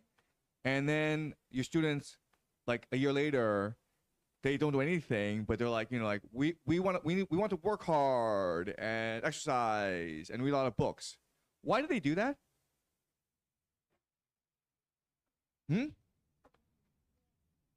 To please me, right? And so why would they do that? Yeah, and what's the motivation? To benefit from it. Like to pretend that you're better than who you actually are, and then you're very empty on the interior, and then the ultimate goal is to like get benefits by kind of like pretending to be like a better person. Yeah, absolutely. Yes, yes. Yes. And then so you're basically you have to wear all those lies on yourself, on your consciousness, like you're like consciously, because you know you're not actually doing what you're saying. Now that all these things that you didn't do, but you say you did, they wear on you basically. Yeah. So like before, you there was nothing holding you down, right? You could say whatever you want. You can do whatever you want. You just choose to do it in order to just get by, right? Now you're being punished with this cloak of lead. Okay. So does that make sense? Okay, good. All right, let's keep on going. Line 124. Then I saw Virgil stand amazed above that one who lay stretched out upon a cross so squalidly in his eternal exile. And he addressed the friar in this way: "If it does not displease you, if you may, tell us if there's some passage on the right that would allow the two of us to leave without our having to compel black angels to travel to the steep to get us out." He answered, "Closer than you hope. You'll find a rocky ridge that stretches from the great round wall and crosses all the savage valleys, except that here it's broken, not a bridge, but where it ruins slope along the bank and heap up at the bottom you can climb." My leader stood a while with his head bent, then said, "He who hooks sinners over there gave us a false account of this affair." So Virgil recognized he's been lied to. Okay, like duh, right? Keep on going. At which the friar, "In Bologna I once heard about the devil's many vices. They said he was a liar and a father of lies." And then my guide moved on with giant strides, somewhat disturbed, with anger in his eyes. At this I left those overburdened spirits, while following the prints of his dear feet. So why would you trust the devil? What could lead someone to trust the devil? Pride, right? Does that make sense? Is there a Christian saying about this?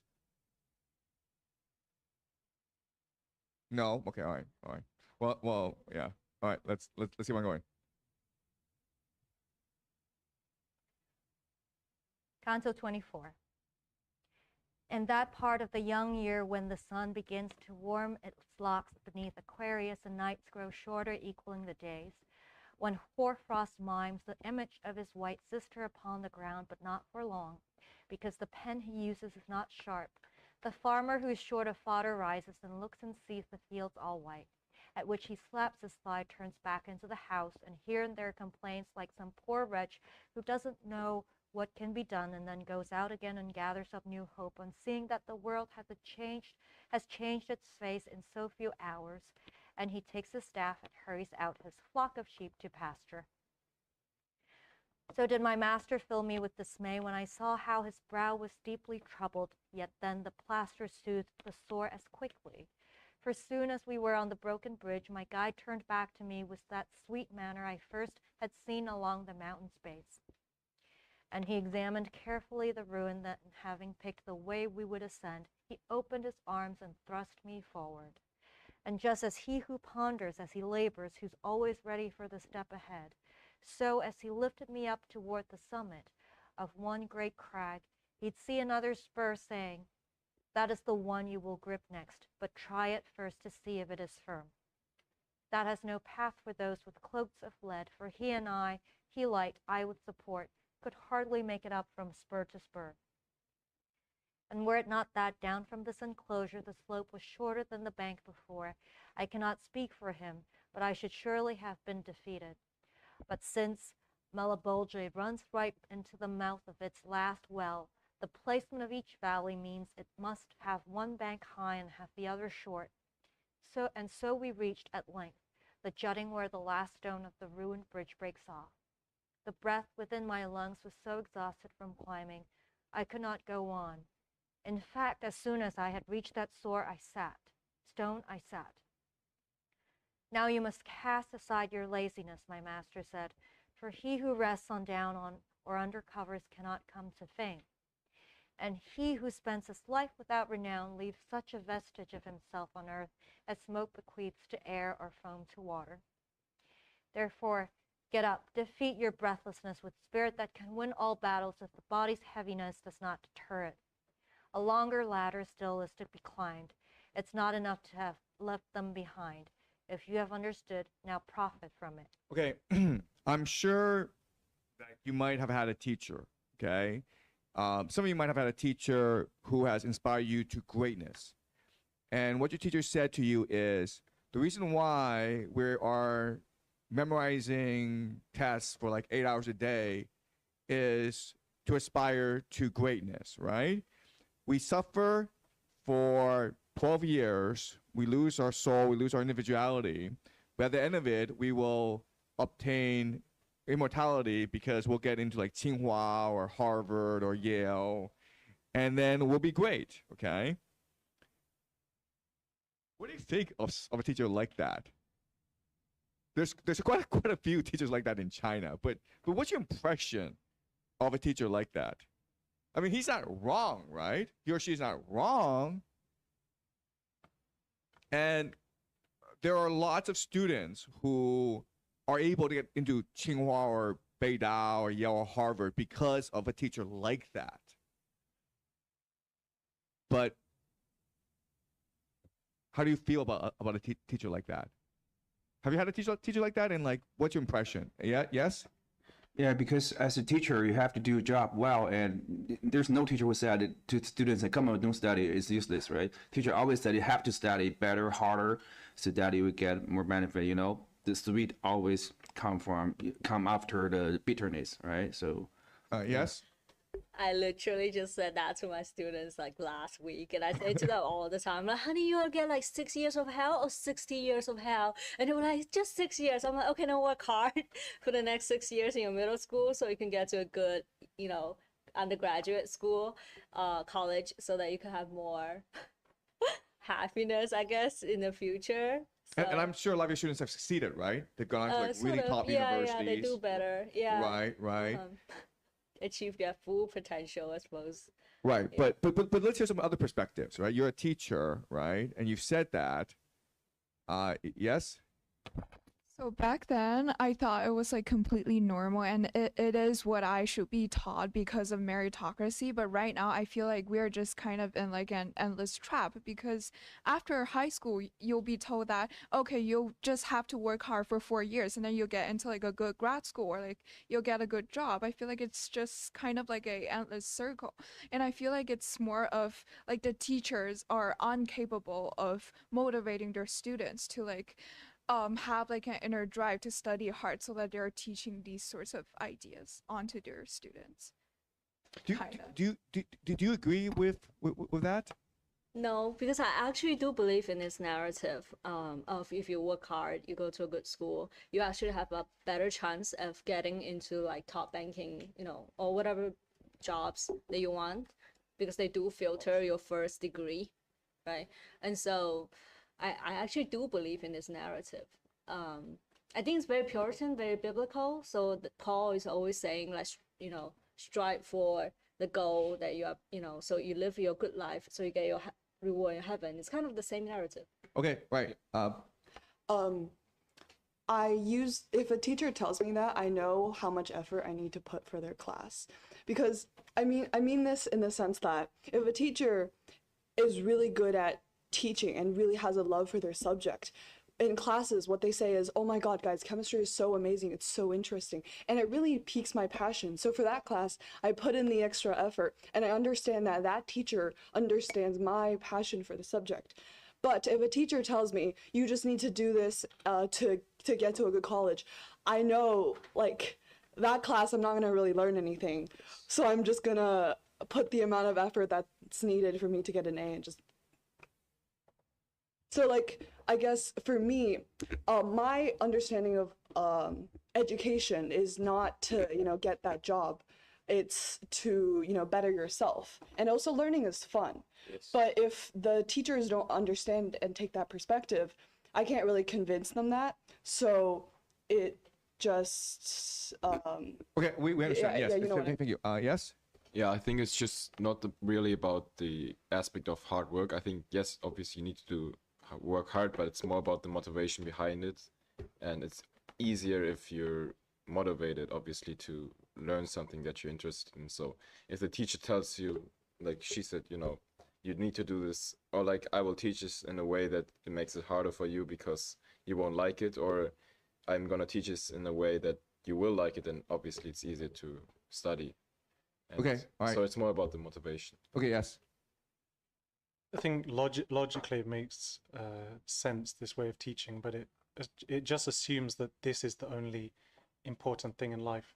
Because you could get, say, a teacher who says, well, don't worry too much, but focus on, you know, your soul, your spirit, and, you know, be happy with your life. Yes. And then you okay. get two different adults. You get one who's working in banking, earning a lot of money, but antidepressants, not happy with their life. And then you get one who didn't, you know, work that hard, didn't make it to that college, but maybe they still had a family and they're happy. Yes, okay, thank you, yes. I see this narrative as a way of planning yourself for better outcomes. Same as like a horse can have the thing on the side just to move faster. So you don't really see why you're doing it, but it's just a way to have better outcomes. So you're like, okay, let me blind myself for the next like 3 years. And I know that when I open my eyes, it's going to be just better. Okay, thank you, yes. It is a white lie that has been perpetuated from generation to generation. It is, I think it is the purpose of the white lie that is more important than the content and the truthfulness. It is sometimes comparable to a beautiful wrapping of a gift. You know, it might be just a wrapping, but when you unpack it, you still want to, you know, look at the beautiful wrapping and appreciate it. But it really depends on the audience. A bad audience might, you know, be obsessed with it, and might have some, you know, very tragic result. Okay, good. Yes? I think the problem with education, especially public school education in China, is that the students don't know why they're learning. They think the reason why they are learning is because they need to do it to get to a good high school, to get to a good college, to get to a good job. But that's like the most boring reason for why you learn. Like, if teachers taught students why you learn is because it's fun and it's interesting and it's amazing and it's actually it's like, if you actually teach people why learning is fun and interesting, then therefore students realize that, like, in life they don't need to work towards a goal. They can just, you know, strive towards enjoying the journey. Okay, yeah, well, it's a great discussion, but you have the last word, okay? Then we'll continue. Yes, okay, yes. Sorry, I have to put out the counter argument that if we prime education to be something fun, of self-discovery, of passion and love, you'll realize that learning is anti-human, just like exercising. Like, in a way, it is, you know, it is good for you, but, you know, to eat salad every day and to exercise, be an athlete, you know, be a great achiever, will take pain, will take a bit of, you know, suffering. So when everything is fun driven and passion driven, what if you have passion for chemistry but not for physics? Or like the teacher try to invoke passion in you, but it's hard because you are just a chemistry person, not physics or not math or Chinese, you know, language arts person. Then you will lose like, oh, then, you know, physics, chemistry is my, you know, passion, and that's the only thing I'm gonna learn well. Then the rest of it, it's like whatever. Then I think it's better to have a narrative like, yeah, the other subjects are not as fun, but they're equally as important for your future to, you know. Yeah, so just for some context for those who are watching on the live stream who do not know the Chinese system, the Chinese system, at the end of high school, everyone takes a comprehensive examination that tests 6 subjects. So you can have a great love of math, but if you don't do well in English, you're really, really screwed, okay? It's comprehensive. So it's not just about passion, it's about like discipline. You have to like do well on all 6 subjects. Okay, so let's continue, okay? Now, what Virgil says to Dante is, cast aside your laziness, because what we're trying to achieve is eternal fame. If you want to be the greatest poet in the world, you have to work a lot harder. What could Virgil say instead to motivate Dante? And it'd be a lot more effective, by the way. Exactly right. What is Dante doing right now? Right? He's trying to get to Beatrice. Beatrice came to Virgil and says, like, I want to see Dante again. Bring him to me. Right? That is what Virgil's mission is, to take Dante to Beatrice. Right? So what Virgil should be saying to Dante is, Beatrice is waiting for us. Let's get there as soon as possible, and that's gonna motivate Beatrice, Dante a lot more than like, hey, everlasting fame, man. That's what we want. Okay, so it shows you psychology, the Virgil psychology. Okay, and that's why this is a great work of literature, because Virgil's a real person, right? He's not just a plot device. He has his own motivations. He has his own psychology. He has his own worldview. All right, all right. Let's keep on going. Line 58. Then I arose and showed myself far better equipped with breath than I had been before. Go on, for I am strong and confident. We took our upward way upon the ridge, with crags more jagged, narrow, difficult, and much more steep than we had crossed before. I spoke as we went on, not to seem weak at this. A voice came from the ditch beyond, a voice that was not suited to form words. I know not what he said, although I was already at the summit of the bridge that crosses there, and yet he seemed to move. I had bent downward, but my living eyes could not see the bottom through that dark, at which I said, O Master, can we reach the other belt? Let us ascend the wall, for as I hear and cannot understand, so I see down but can distinguish nothing. The only answer that I give to you is doing it, he said. A just request is to be met in silence by the act. We then climbed down the bridge, just at the end where it runs right into the 8th embankment, and now the moat was plain enough to me. And there within I saw a dreadful swarm of serpents, so extravagant in form, remembering them still drains my blood from me. Let Libya boast no more about her sands, for if she breathes Keladri, Jaculi, Shenkers with Amphisbena, Pare, she never showed with all of Ethiopia or all the land that borders the Red Sea so many such malignant pestilences. Among this cruel and depressing swarm ran people who were naked, terrified, with no hope of a hole or heliotrope. Their hands were tied behind by serpent. These had thrust their head and tail right through the loins, and then were knotted on the other side. And there a serpent sprang with force at one who stood upon our shore, transfixing him just where the neck and shoulders from a knot. No O or I has ever been transcribed so quickly as that soul caught fire and burned, and as he fell, completely turned to ashes. And when he lay undone upon the ground, the dust of him collected by itself and instantly returned to what it was. Just so it is asserted by great sages that when it reaches its 500th year, the phoenix dies and then is born again. Lifelong, it never feeds on grass or grain, only on drops of incense and amomum. Its final winding sheets are nard and myrrh. And just as he who falls and knows not how, by demon's force that drags him to the ground, or by some other hindrance that binds man, who, when he rises, stares about him, all bewildered by the heavy anguish he has suffered, sighing as he looks around, so did the sinner stare when he arose. Oh, how severe it is, the power of God, that as its vengeance showers down such blows. My guide then asked that sinner who he was. To this he answered, not long since I reigned from Tuscany into this savage maw. Knew that I was the bestial life pleased me and not the man. I'm Vani Fuchi, beast, and the den that suited me, Pistoia. And I to Virgil, tell him not to slip away, and ask what sin has thrust him here. I knew him as a man of blood and anger. The sinner heard and did not try to feign, but turned his mind and face intent toward me, and coloring with miserable shame. He said, I suffer more because you've caught me in this, the misery you see, than I suffered when taken from the other life. I can't refuse to answer what you ask. I'm set down so far because I robbed the sacristy of its fair ornaments, and someone else was falsely blamed for that. But lest the sight give you too much delight, if you can ever leave these lands of darkness, open your ears to my announcement. Here, Pistoia first will strip herself of black, then Florence will renew her men and manners. From Mal de Margra, Mars will draw a vapor which turbid clouds will try to wrap. The clash between them will be fierce, impetuous, a tempest fought upon Campo Piceno until that vigorous, shall crack the mist and every wight be struck by it. And I have told you this to make you grieve. Okay, all right. So we are pretty far down in Inferno. And here, in the circle of fraud, we now meet thieves. Okay? Can I ask you a question? I mean, like, we've been through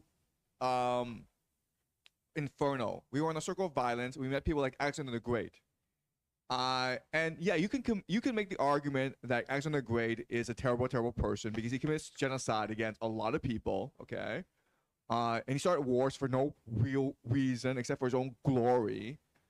Darius, the king of Persia, offered him many, many bribes in order to not stop fighting, and his man told him, like, let's just take the bribes, okay? Yet at the same time, this thief, he's a lot lower in Inferno than a great conqueror like Alexander the Great, who killed a lot of people. Why is thievery so bad? Why? Why is thievery so evil as it warrants such a low status in hell? Right? And also, like, if someone's stealing, it's often because maybe they need the money, right? Maybe if my child is hungry, I'm gonna go steal something from other people, right? Have you guys seen the movie The Bicycle Thief? A very good Italian movie, right? And if you haven't, it's a really good movie. But it's just this guy who's a very normal guy. This is like post-war Italy, absolutely no money, and he has to feed his kid. So he goes steals a bicycle, and then he's, becomes a villain in society around him. So why is thievery such a sin? Yes. I think in like the biblical terms, the 10 sins, the greatest 10 sins you can commit, was like the first few was against God, like using God's name in vain and have other gods and all that. And then the rest, it was like, do not commit adultery, do not lie, do not sin, like steal, do not covet. But all of these, the rest of the 5 sins were all summarized into coveting, which is taking others' things, like taking others' wife is adultery, lying to others is taking the truth away, and then there were other things. So it was all summarized into thief. So it was not a big deal, right? Because like the one is like, do not worship other idols. Do not. The first few was about against God. And those are really bad, right? Yeah. But like adultery and like. It was like but the principle behind adultery and all the other things were all summarized into. Right. So in the 10 Commandments, there's this hierarchy, right? Yeah. So it's not. And so like, so like stealing is actually pretty low, whereas here in Inferno, it's actually pretty serious, right? So that's a paradox. Yes. Did you raise your hand? Okay, all right. Right? Did you understand? There's a paradox here. Why is killing a lot of people not as bad as stealing from one person? Right? And the crime, the sin was, this guy, he steals from a church, and then someone else was blamed for it. He got away, and then he burned in hell. Right? So he stole, someone else was blamed, and now he's burning in hell. And the punishment is like they all get bitten by snakes, and then they die, and then they resurrect, and they get bitten by more snakes, right? So this is a paradox for us. Yes. One reason, in criminology or in law and economics, the punishment is sometimes measured, or punishment is calculated partially by the ability of the society to find the crime. If a crime is very hard to find, to be observed, then the punishment must be multiplied by the factor of this hiddenness. So thievery and all this fraud is more damning or more difficult to be found by open killing or other crime against humanity. Although it's a heinous crime, it is easy to be discerned by the judge if there is a judge. Okay, that makes sense. But God knows everything, right? So you can never hide your crime from God. Yes. I wonder if I haven't done any research on natural law and what Aristotle or Augustine would say about it, but animals kill, animals rape each other. Animals, though, don't put up with animals stealing from one another. They will they will find a sense of harmony. So I wonder if it goes not against just God laws, but it goes against natural laws as well. That's a very good point. Okay, like animals take stealing very, very seriously. They're very protective of their own property. Yes. Okay. Yes. Because thievery affects the person who's been thieved's capacity to love and trust in the future. Like maybe, for example, say you're a very generous person. Usually, you used to leave your house open, and then you get robbed one time. Then you're going to be very suspicious of all your neighbors. You're going to lock all your doors, and if you extrapolate this on society-wide, it kind of kills society. Yes. Does that make sense to you? Okay. The problem with thievery is not the stealing. The fact is that it's so no one knows who did it. So then you have to like suspect everyone, right?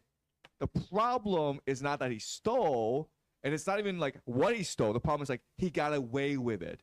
That's why thieves are worse than everyone else, because they often get away with it. It's so secretive. It's so shadowy, like no one knows who did it, right? Yes? But didn't you just say that God knows everything? Right, and God will punish you for it. But I'm saying, like, what is its effect on society? Okay. Yeah, but it's not a sin against God then, or it's not a direct sin against God. It's a sin against society. Right, but for Dante, society is what enables us to truly love God. Okay, so without society, we couldn't actually function. Okay, does that make sense? So what matters is to live a life of faith, hope, and love, and you can only do that in society, right? You can't do that by yourself. You can't. So the society, the social fabric, is what's important. It must hold together. Okay? That's the logic here. Does that make sense? Okay, all right. Yes?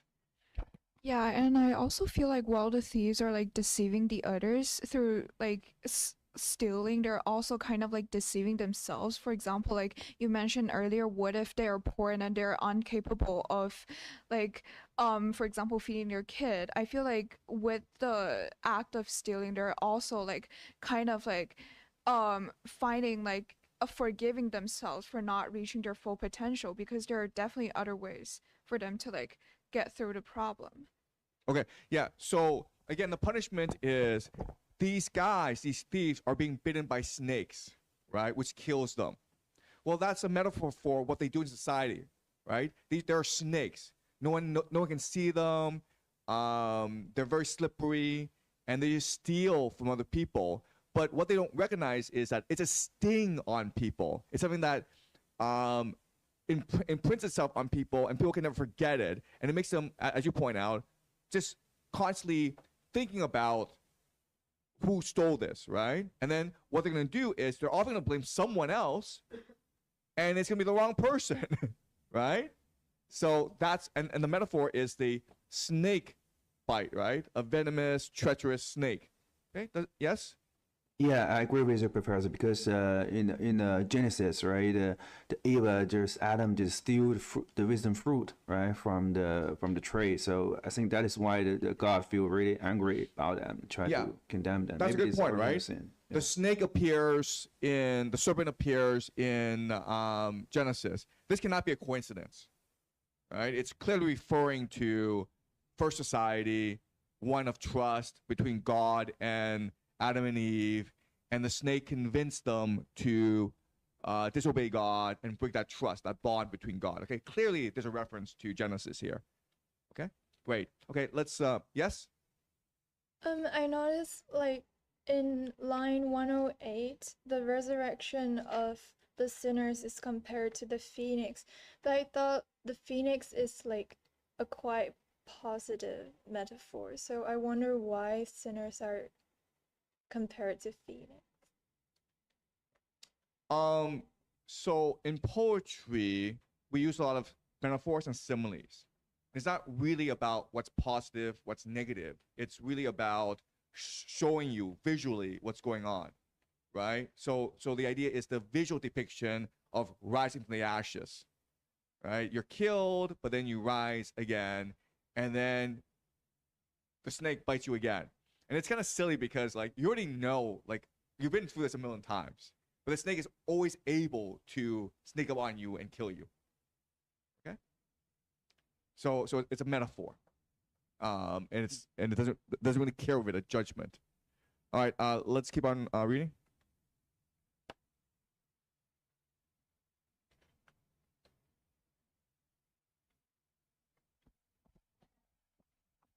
Inferno, Canto 25. When he had finished with his words, the thief raised high his fist with both fists cocked and cried, "Take that, O God, I square them off for you."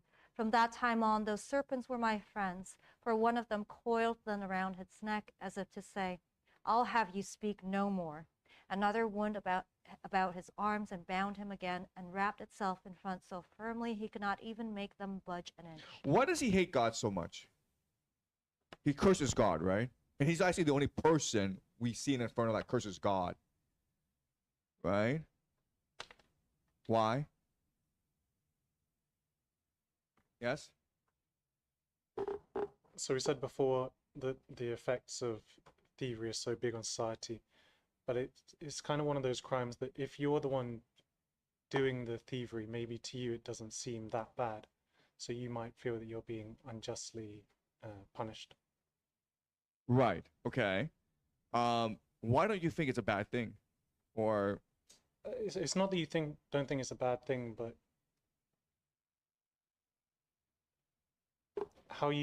when you do it, you probably don't realize how bad it is. Like we've had the examples before about like the Robin Hood kind of analogy of, you just take the bike or something like that. So you don't think it's that bad, but then you realize in the Inferno you're in such a bad place. Right. So let's think on this, okay? He steals a lot of things from the church, and someone else is blamed, right? When someone else is blamed, how does he feel?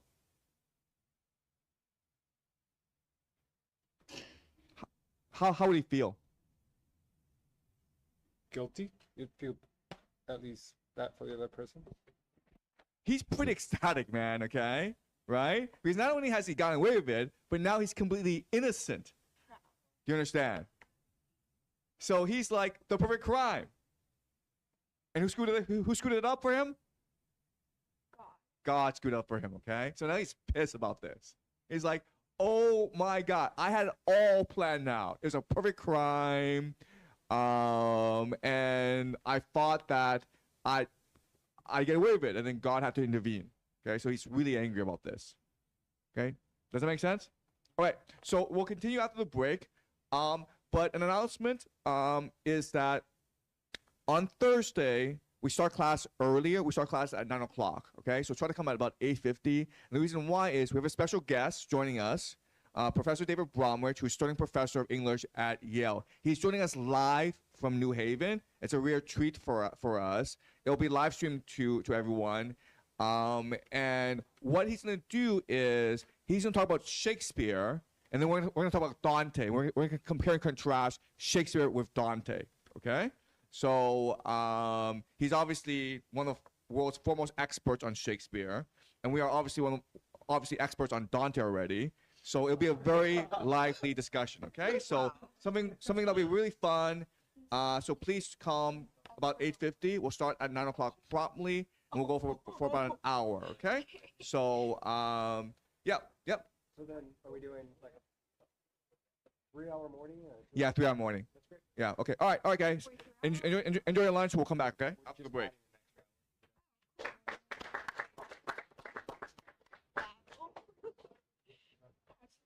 Maybe that would be too late if we start at 10. Yeah. Like it will be midnight for him. It will be sleepy. Yeah. Actually, 10 o'clock is fine. 啊，刚来，你看见我？我看你。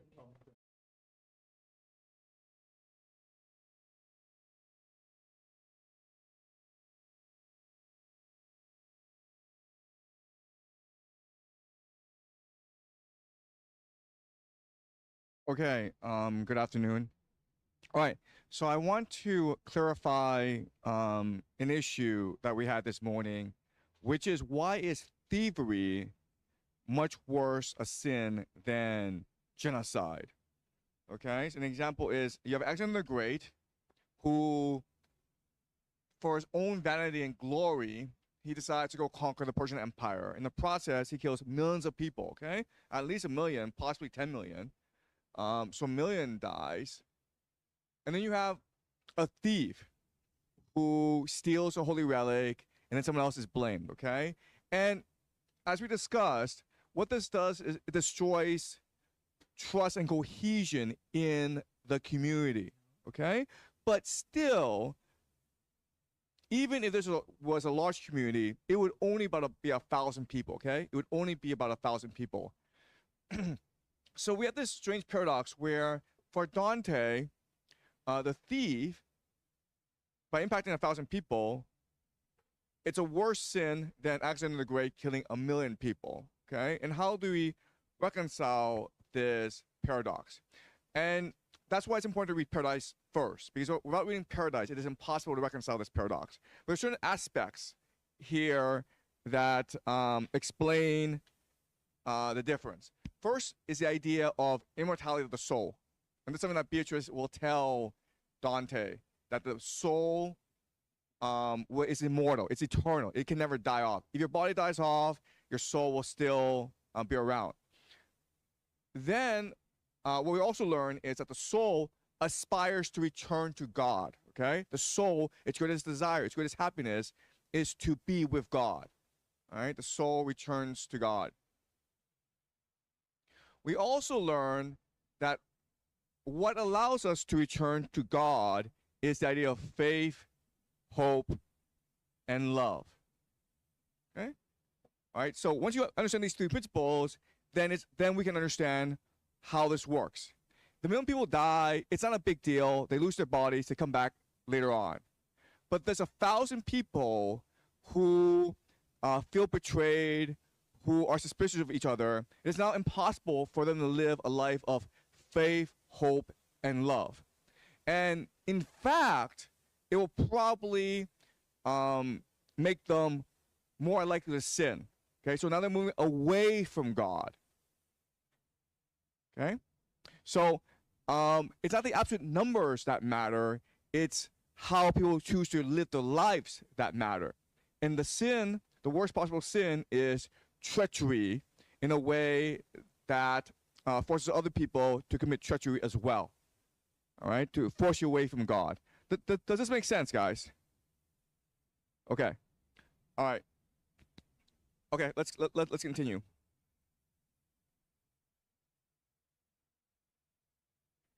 Canto 25,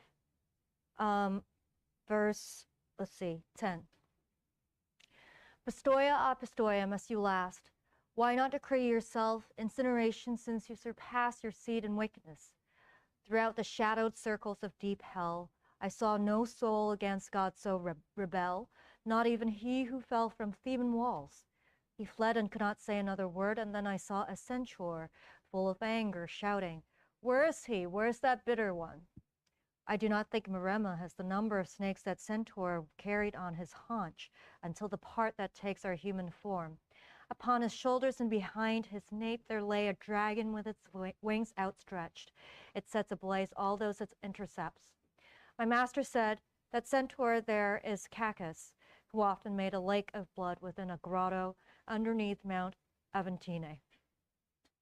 He does not ride the same road as his brothers because he stole, and most deceitfully, from the great herd nearby. His crooked deeds ended beneath the club of Hercules, who may have given him 100 blows, but he was not alive to feel the 10th. While he was talking so, Cacus ran by, and just beneath our ledge, 3 souls arrived. But neither I nor my guide noticed them until they had cried out, "And who are you?" At this the words we shared were interrupted, and we attended only to those spirits. I did not recognize them, but it happened, as chance will usually bring about, that one of them called out the other's name, exclaiming, "Where was Chianfa left behind?" At this, so that my guide might be alert, I raised my finger up from chin to nose. If, reader, you're slow now to believe what I shall tell, that is no cause for wonder, for I who saw it hardly can accept it.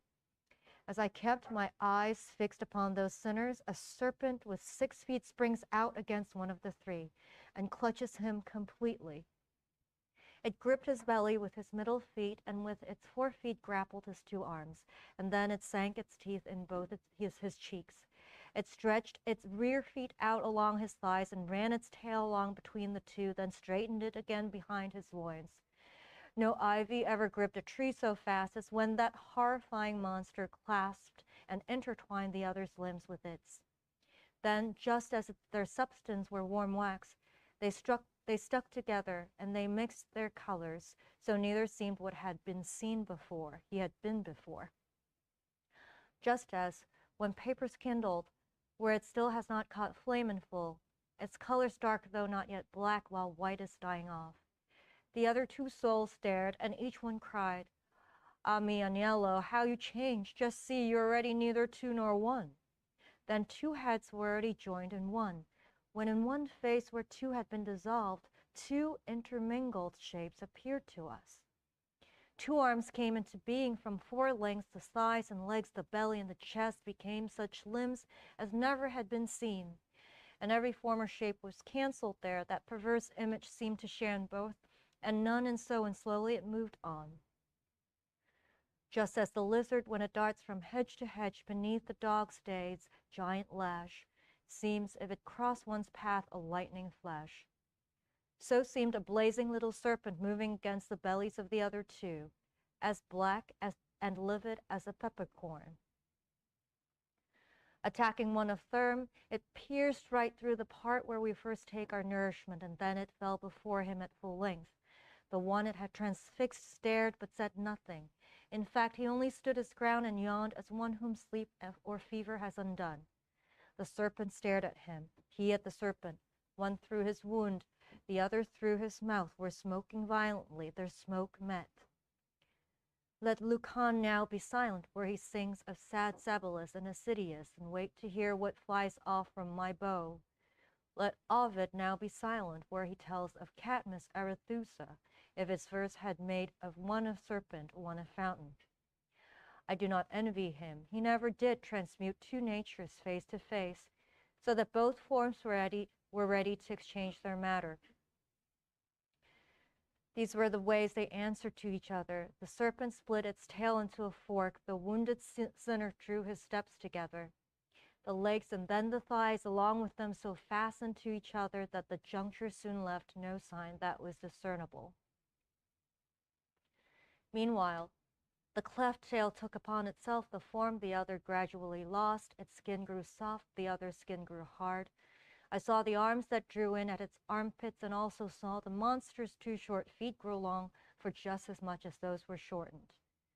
The serpent's hind feet, twisted up together, became the member that man hides, just as the wretch put out 2 hind paws from his member.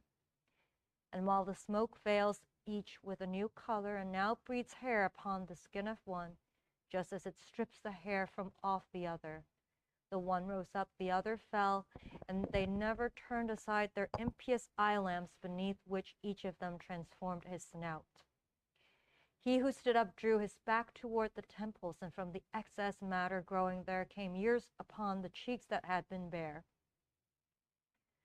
Whatever had not been pulled back but kept superfluous then made his face a nose and thickened out his lips appropriately. He who was lying down thrust out his snout, and even as the snail hauls its horns in its horns, he drew his ears straight back into his head. His tongue, which had before been whole and fit for speech, now cleaves. The other's tongue, which had been forked, now closes up, and the smoke stops. The soul that had become an animal, now hissing, hurried off along the valley. The other one behind him speaks and spits. And then he turned aside his new-made shoulders and told the third soul, I'd have Boasso run on all fours down this road, as I have done. And so I saw the seventh ballast change and rechange. May the strangeness plead for me if there has been some confusion in my pen. And though my eyes were somewhat blurred, my mind bewildered, those three sinners did not flee so secretly that I could not perceive Pucho Chancato clearly. He who was the only soul who had not been changed among the three companions we had met at first. The other one made you, Gavile, grieve. Okay, so these sinners are here because they committed identity theft. They're imposters. They pretend to be someone else. Okay, it's like credit card fraud. And again, this goes back to the idea that the lower we go, the more these people are destroying the trust of society and society's capacity to function cohesively. Okay, that's why they're being punished like this. And the punishment is fitting because they're constantly being changed, right? Snakes take over their bodies, and then dissipates their soul, then they're resurrected, and then snakes take over their souls again. Okay, so but what is unusual about this canto is Dante spends a lot of time in the description, right? Dante is usually very economical. He spends maybe a tercet and then he moves on. Here we have an entire canto talking about the metamorphosis. Why would he do that? And again, I don't actually know the answer. I'm just pointing this out, right? This is unusual for Dante. He's usually very succinct, very economical, very terse, and now he's spending a lot of time going in detail over the metamorphosis. Why would he do that? Any speculations? Again, I don't know the answer. I mean, like, I just want to speculate. Any possibilities?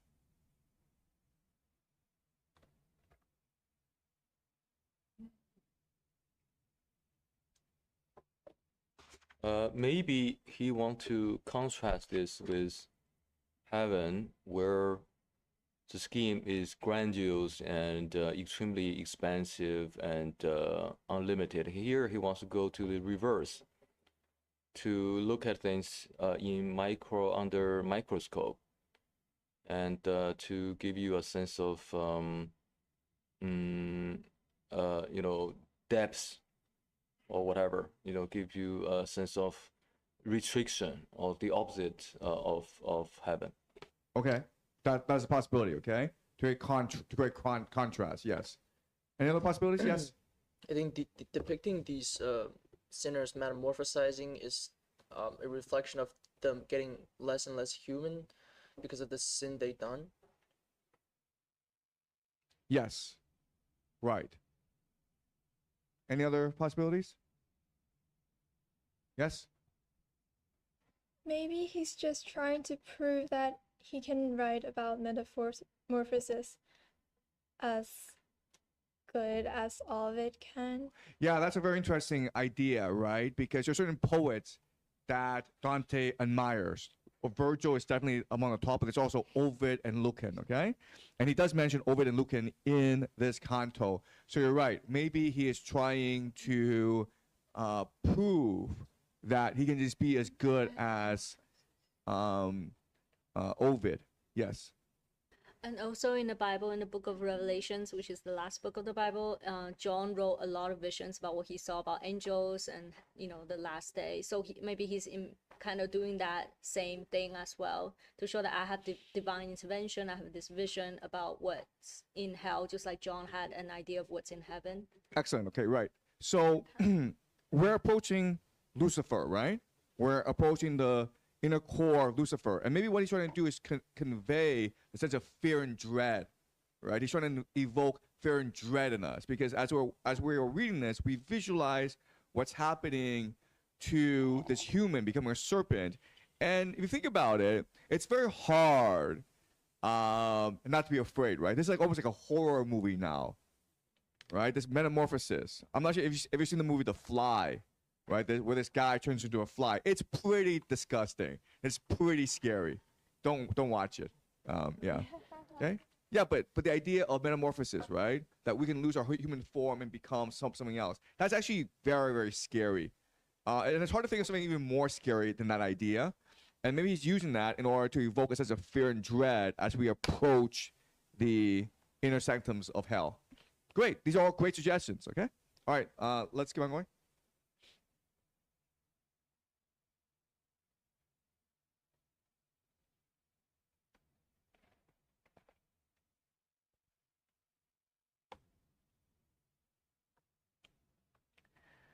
Canto 26.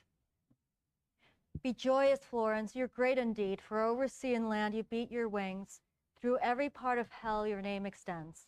Among the thieves I found 5 citizens of yours, and such that shame has taken me with them you can ascend to no high honor. But if the dreams dreamt close to dawn are true, then little time will pass before you feel what Prado and the others crave for you. Were that already come, it would not be too soon, and let it come, since it must be as I grow older, it will be more heavy. Okay, all right, so here Dante is referencing the prophetic tradition, okay?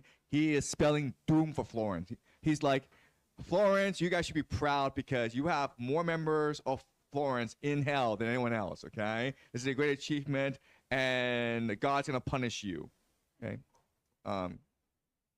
Keep on going. Verse 10. Were that already come, it would not be too soon, and let it come, since it must be. As I grow older, it will be more heavy. We left that deep, and by protruding stones that served as stairs for our descent before, my guide climbed up again and drew me forward. And as we took our solitary path among the ridges, jagged spurs, and rocks, our feet could not make way without our hands. It grieved me then, and now grieves me again when I direct my mind to what I saw, and more than usual I curb my talent, that it not run where virtue does not guide, so that if my kind star or something better has given me that gift, I not abuse it. As many as the fireflies, the peasant, while resting on a hillside in the season when he who lights the world least hides its face, just when the fly gives way to the mosquito, sees glimmering below down the valley there where perhaps he gathers grapes and tills. So many were the flames that glittered in the 8th abyss. I made this out as soon as I had come to where one sees the bottom. Even as he who was avenged by bears saw, as it left, Elijah's chariot, its horses rearing, rising right to heaven. When he could not keep track of it except by watching one lone flame in its ascent, just like a little cloud that climbs on high, so through the gullet of that ditch each flame must make its way. No flame displays its prey, though every flame has carried off a sinner. I stood upon the bridge and leaned straight out to sea, and if I had not gripped a rock, I should have fallen off without a push. My guide, who noted how intent I was, told me, within those fires there are souls, each one is swathed in that which scorches him. My master, I replied, on hearing you I'm more sure, but I'd already thought that it was so, and I had meant to ask, who is within the flame that comes so twined above that it would seem to rise out of the pyre Eteocles shared with his brothers? He answered me, within that flame Ulysses and Diomedes suffer. They who went as one to rage now share one punishment. And there together in their flame they grieve over the horse's fraud that caused a breach, the gate that let Rome's noble seed escape. There they regret the guile that makes the dead Didymia still lament Achilles, and there for the Palladium they pay. If they can speak within those sparks, I said, I pray you and pray and master, may my prayer be worth 1,000 pleas. Do not forbid my waiting here until the flame with horns approaches us, for you can see how out of my desire I bend toward it. Okay, so Dante never read Homer, so he never read the Iliad and the Odyssey, and so his conception of Ulysses comes from other writers. And Ulysses, he's imprisoned in a flame. Okay? He's being burned in a flame with Diomedes.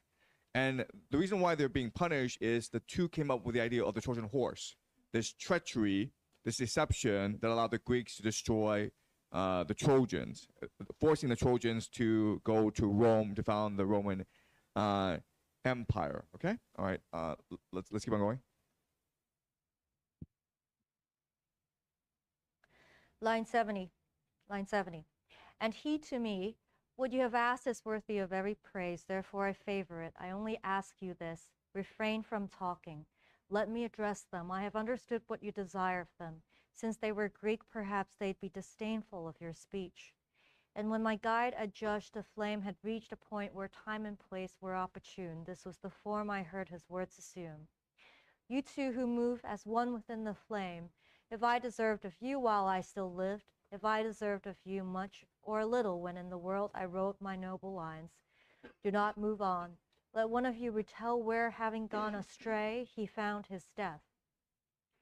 The greater horn within that ancient flame began to sway and tremble, murmuring just like a fire that struggles in the wind. And then he waved his flame to back and forth as if it were a tongue that tried to speak, and flung toward us a voice that answered. When I sailed away from Circe, who had beguiled me to stay more than a year there near Gaeta, before Aeneas gave that place a name, neither my fondness for my son, nor pity for my old father, nor the love I owed Penelope, which would have gladdened her, was able to defeat in me the longing I had to gain experience of the world and of the vices and the worth of men. Therefore I set out on the open sea with but one ship in that small company of those who never had deserted me. I saw as far as Spain, far as Morocco, along both shores. I saw Sardinia and saw the other islands that sea bathes. And I and my companions were already old and slow, when we approached the narrows where Hercules set up his boundary stones, that men might heed and never reach beyond. Upon my right, I had gone past Sevilla, and on the left already past Ceuta. Brothers, I said, O you who have crossed 100,000 dangers, reach the west to this brief waking, time that still is left unto your senses. You must not deny experience of that which lies beyond the sun, and of the world that is unpeopled. Consider well the seed that gave you birth. You were not made to live your lives as brutes, but to be followers of worth and knowledge. I spurred my comrades with this brief address to meet the journey with such eagerness that I could hardly then have held them back. And having turned our stern toward the morning, we made wings out of our oars in a wild flight, and always gained upon our left-hand side. At night, I now could see the other pole and all its stars. The star of ours had fallen and never rose above the plain of the ocean. 5 times the light beneath the moon had been rekindled, and as many time was spent since that hard passage faced our first attempt, when there before us rose a mountain, dark because of distance, and it seemed to me the highest mountain I had ever seen. And we were glad, but this soon turned to sorrow, for out of that new land a whirlwind rose and hammered at our ship against her bow. 3 times it turned her around with all the waters, and at the 4th it lifted up the stern so that our prow plunged deep, as pleased another, until the sea again closed over us. Okay, so Virgil is asking Ulysses, how did you die? And Ulysses said that I'm a wanderer, I'm an explorer. And I took my men and I rallied them and said that we are seeking knowledge, we are seeking new lands. And this excited everyone, and we sailed as far as a mountain. This mountain is going to be purgatory, okay? We will be in purgatory after we finish Inferno. And then he sails off the face of this earth, right? They just die when they fall off the earth. So this is a paradox, because weren't we told to live a life of faith, hope, and love?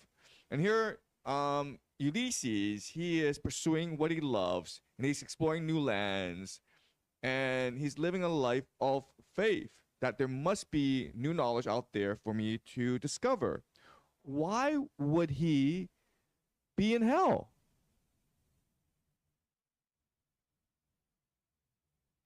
What did he do wrong? Yes? First, he could be just like wanting to explore more without actually understanding what he's seeing. And also about the mountain being purgatory. It could be a way of saying if you avoid purgatory, then you finish in like hell. Interesting. Exactly. Yes. You try to run away from purgatory and you end up in hell. Yeah, that's very interesting. Yes. Anyone else? No, those are great ideas. But anyone else? Yes. I'm guessing like if he's trying to know like all of the knowledge in the world, he's trying to be like God, kind of. Okay, not really, because he's just exploring, right? Okay, we will meet someone who wants to be God later on, but like not here. Okay. Yeah, go ahead. Earlier in verse 94, neither my fondness for my son nor pity for my old father nor the love I owed Penelope was able to defeat in me the longing to gain experience in this world. So he ignored and betrayed and was treacherous towards people he should love or loves him. He abandoned his family, right? Right? He has a father, Laertes. He has a son, Telemachus. He has a wife, Penelope, and he says, I love my wife, but my desire to wander override my love for my own wife. And so why did he fail in his mission to explore? How did he die? He has no anchor, right? Right? Remember how in paradise, it is Dante's love for Beatrice that propelled him to heaven, right? Well, in your exploration, what anchors you is your love of family. You have to ask yourself, why am I exploring? Like, where am I going?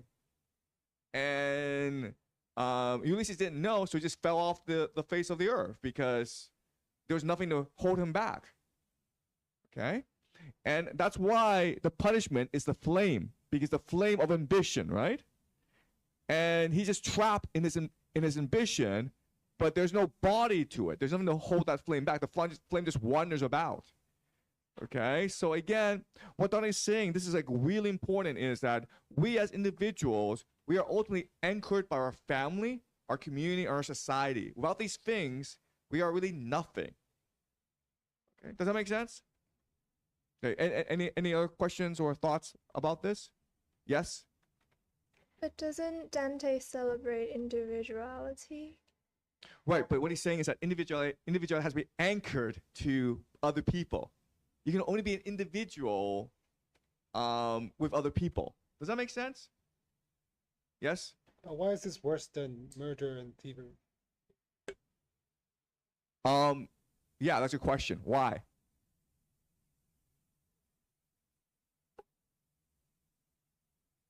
Well, thievery, you are hurting those. You're hurting strangers, right?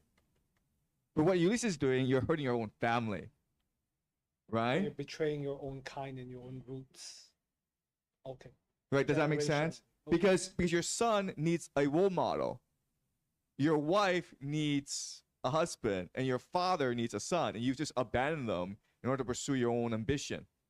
You're rootless. All you care about is your ambition. Okay, does that make sense?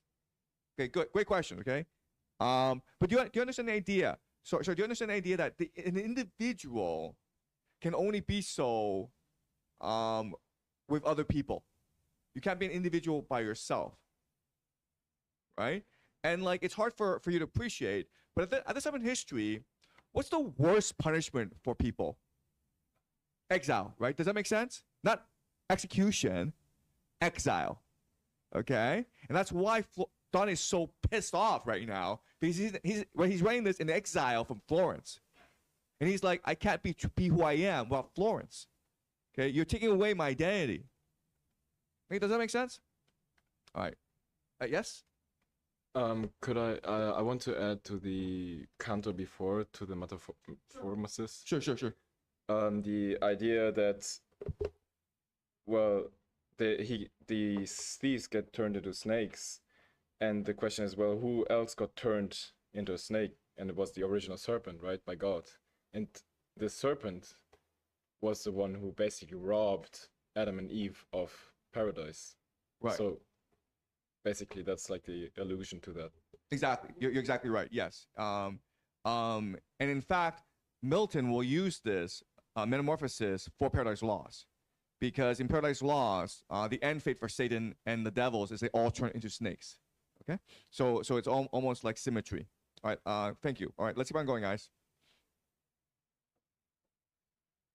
Okay. And I want to commend everyone. Okay, because now the discussion is much more interesting. All right. So this is great. What's happening? Okay. 27 now. 27. The flame already was erect and silent. It had no more to say. Now it had left us with the permission of the gentle poet, when just behind it came another flame that drew our eyes to watch its tip because of the perplexing sound that it sent forth. Even as the Sicilian bull that first had bellowed with the cry, and this was just of him who shaped it with his instruments, would always bellow with its victim's voice, so that although that bull was only brass, it seemed as if it were pierced through by pain. And so were the helpless words that from the first had found no path or exit from the flame, transformed into the language of the fire. Okay, right. So, it may seem innocuous, right? Oh, you're trapped in a flame. Who cares? Okay. So what Dante is doing is he's reminding you how painful it is by reminding you of the Sicilian bowl. Okay. So Sicilian bowl was this hollow brass sculpture, and then you were put inside of it, and you were burned inside of it. Okay. And then you felt so much pain that you cried, and then people outside would hear basically a bowl moaning. All right. So you're being burned alive constantly. So it's pretty painful. Keep on going. Line 16. But after they had found their way up toward the tip and given it that movement which the tongue had given them along their passage, we heard, "O you to whom I turn my voice, who only now were talking Lombard, saying, Now you may leave, I'll not provoke more speech. Though I have come perhaps a little late, may it not trouble you to stop and speak with me. See how I stay, and I'm burning.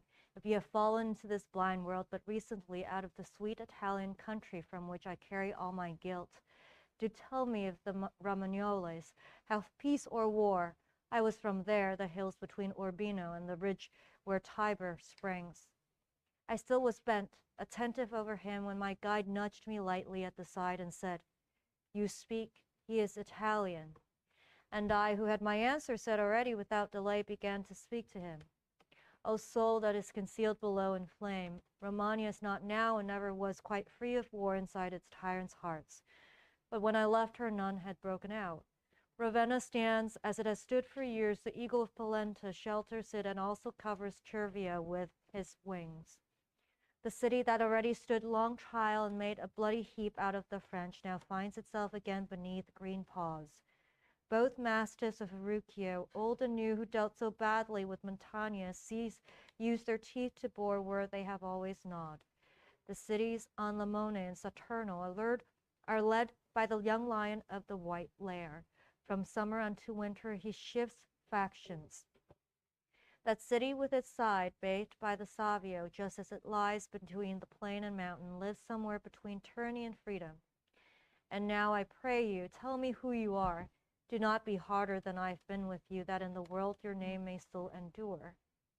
After the flame in customary fashion had roared a while, it moved its pointed tip this side and then set free this breath. If I thought my reply were meant for one whoever could return into the world, this flame would stir no more. And yet since none, if what I hear is true, ever return to life from this abyss, then without fear facing infamy I answer you. I was a man of arms, then wore the cord, belief that, so girt, I made amends. And surely what I thought would have been true had not the highest priest, may he be damned, made me fall back into my former sins. And how and why I'd have you hear from me, while I still had the form of bones and flesh my mother gave to me, my deeds were not those of the lion, but those of the fox. The wiles and secret ways, I knew them all, and so employed their arts that my renown had reached the very boundaries of earth. But when I saw myself come to that part of life when it is fitting for all men to lower sails and gather in their ropes, what once had been my joy was now dejection. Repenting and confessing, I became a friar, and poor me it would have helped. The prince of the new Pharisees, who then was waging war so near the Lateran, and not against the Jews or Saracens, for every enemy of his was Christian, and none of them had gone to conquer Acre or been a traitor in the Sultan's lands, took no care for the highest office or the holy orders that were his, or for my cord, which used to make its wearers lean. But just as Constantine on Mount Soracte, to cure his leprosy, sought out Sylvester, so this one sought me out as his instructor to ease the fever of his arrogance. He asked me to give counsel. I was silent.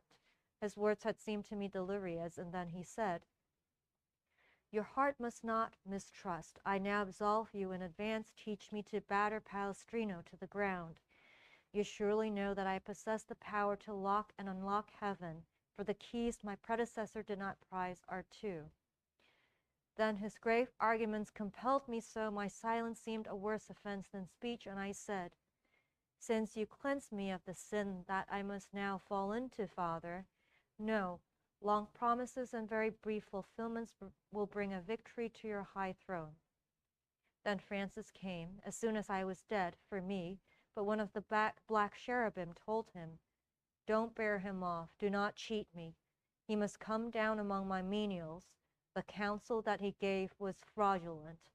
Since then I've kept close track to snatch his scalp. One can't absolve a man who's not repented, and no one can repent and will at once. The law of contradiction won't allow it. Oh, miserable me, for now I started when he took hold of me and said, 'Perhaps you did not think that I was a logician.' He carried me to Minos, and that monster twisted his tail 8 times around his hide, and then, when he had bit it, in great anger announced, 'This one is for the thieving fire.' For which and where you see, I now am lost, and in this garb I move in bitterness." And with this his words were at an end. The flame departed, sorrowing and writhing, and tossing its sharp horn. We moved beyond. I went together with my guide along the ridge until the other arch that bridges the ditch, where payment is imposed on those who, since they brought such discord, bear such loads. Okay, so just to summarize, the sinner, he gave fraudulent counsel, okay? So he is a military strategist, and the Pope Boniface wanted to take a certain city, and the Pope asked him, "For what clever stratagem can I use to take the city?" And the sinner was like, "I'm afraid of God. I'm not going to tell you." And Boniface is like, "I speak for God. I promise you that if you help me, I will guarantee you into heaven. That is my power as Pope." So he says, "Fine. Then here's my advice. Grant amnesty to the people, and when they open the doors, we'll just kill everyone, or we'll capture the leaders, okay?" And that stratagem does work. And when he died, he thought that he was going to heaven, and St. Francis came down from heaven to take him to heaven, as was promised by the Pope. But then one of the fallen angels says, "You can't go because you gave fraudulent counsel, and so your actions determine your place in hell." This is a very strange story for a variety of reasons. Let's start naming the reasons why this is a strange story, or it doesn't really make any sense.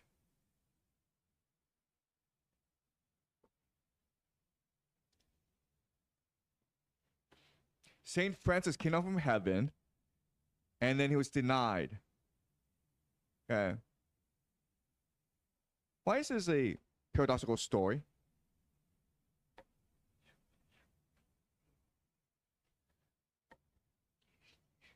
This is like really problematic story, actually.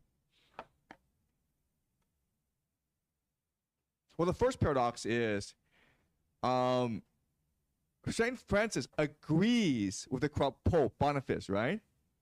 That's kind of strange. Boniface said that if you help me, I guarantee you a place in heaven. And Boniface, this isn't simony, but it's pretty corrupt, right? It's pretty evil. In St. Francis, up in heaven says, sure, like that's a deal. I'll come and get the man. And then the black servant had to intervene. This is like really problematic. Okay? That's the first paradox.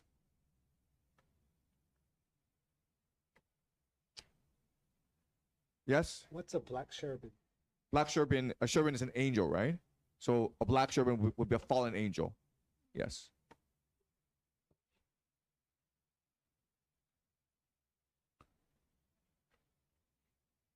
So remember when we were in paradise, there were many different orders of angels, right? So a cherubim is one of the orders. This is a really hard paradox, right? Saint Francis, who was founder of the Franciscan order, those who are devoted to poverty. One of the least corruptible individuals in history. He's helping a very corrupt pope do evil in the world. What's going on here? And again, I actually don't know the answer. I'm just throwing this out there, okay? It's confusing me as well.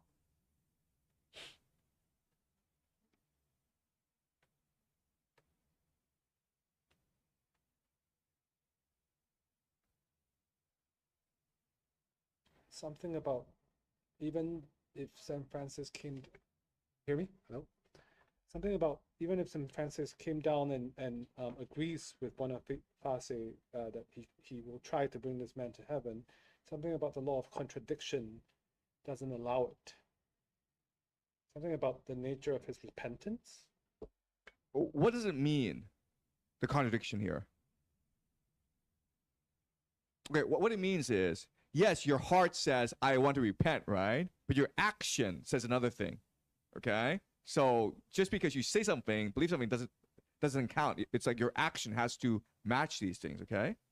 So yes, you did become a friar, you did promise yourself to a life of God, but you also committed treachery. You also lied to the people inside the city, drew them out, and then betrayed them. You also gave the Pope really bad counsel. You should have told the Pope, like, don't do this. Don't go against your enemies. Instead, you helped them trick other people, okay? You gave fraudulent counsel.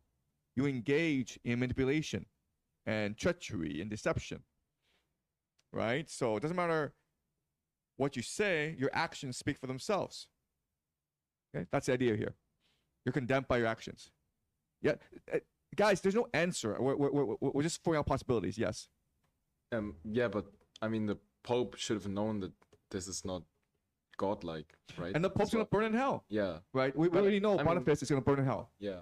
Right. Yeah, but like almost every Pope was corrupt. Well, a lot. Right. So like almost everyone should be there. Right? There are a lot of popes burning in hell. Yes. Okay. And anyone else? Yes. Yeah, there's something about. I mean, this one and the past few cantos. There's something about manipulation that comes to mind. It's almost like the flip side of the positive imagination of love by God. This is the manipulation of this kind of like the other side of the coin to serve himself, right? It's still a fundamental selfish act to appease right, and that's why he's burning in hell. But the story, again, there are certain paradoxes in the story. I still don't get why Francis would come down to honor this contract.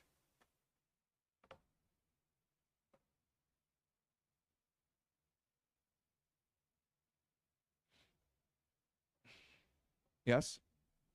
Yeah, I would just keep asking a question, like, because I know that during back that period, the black party they keep fighting with the white party. So the Dante, which is I think he's trying to against the black party, right? But during back that period, I think the two parties want to try to compete with each other, who is right and who will be superior. So maybe in that case, that maybe just only the war killing people, which can just allow the the empire to be solidified. So.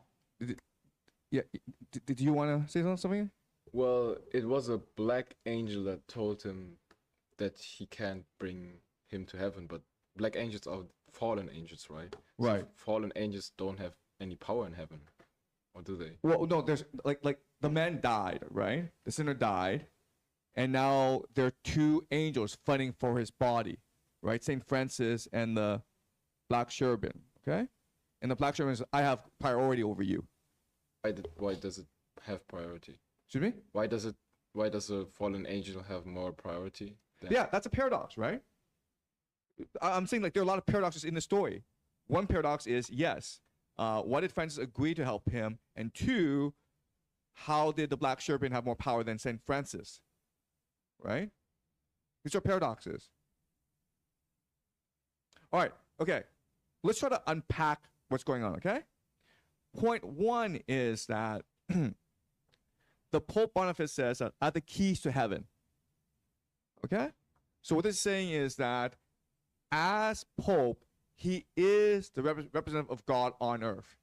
Okay? So he does have a certain power.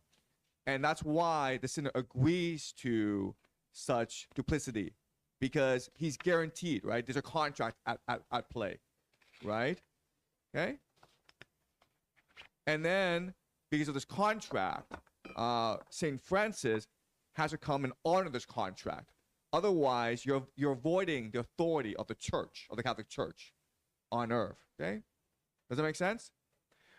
But this is saying that there are these laws that are above the contract in the Catholic Church. Okay? And at this point in history, to hear these ideas would be revolutionary, right? Because at this time in history, everyone did believe the Pope was the representative of God on earth, and Catholics still do today. And the Pope literally has the power to grant you access to heaven. Okay? So that's what I think is going on, but I could be wrong. Okay? All right, this is all just speculation. Any other thoughts or comments about this?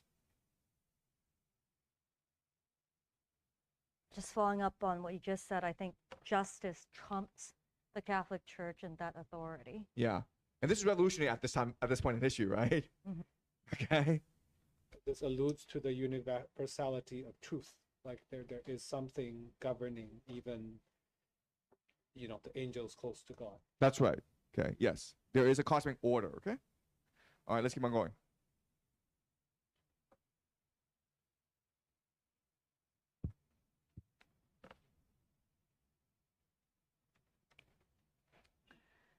Canto 28.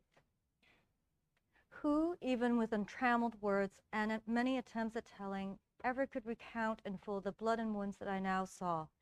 Each tongue that tried would certainly fall short, because the shallowness of both our speech and intellect cannot contain so much.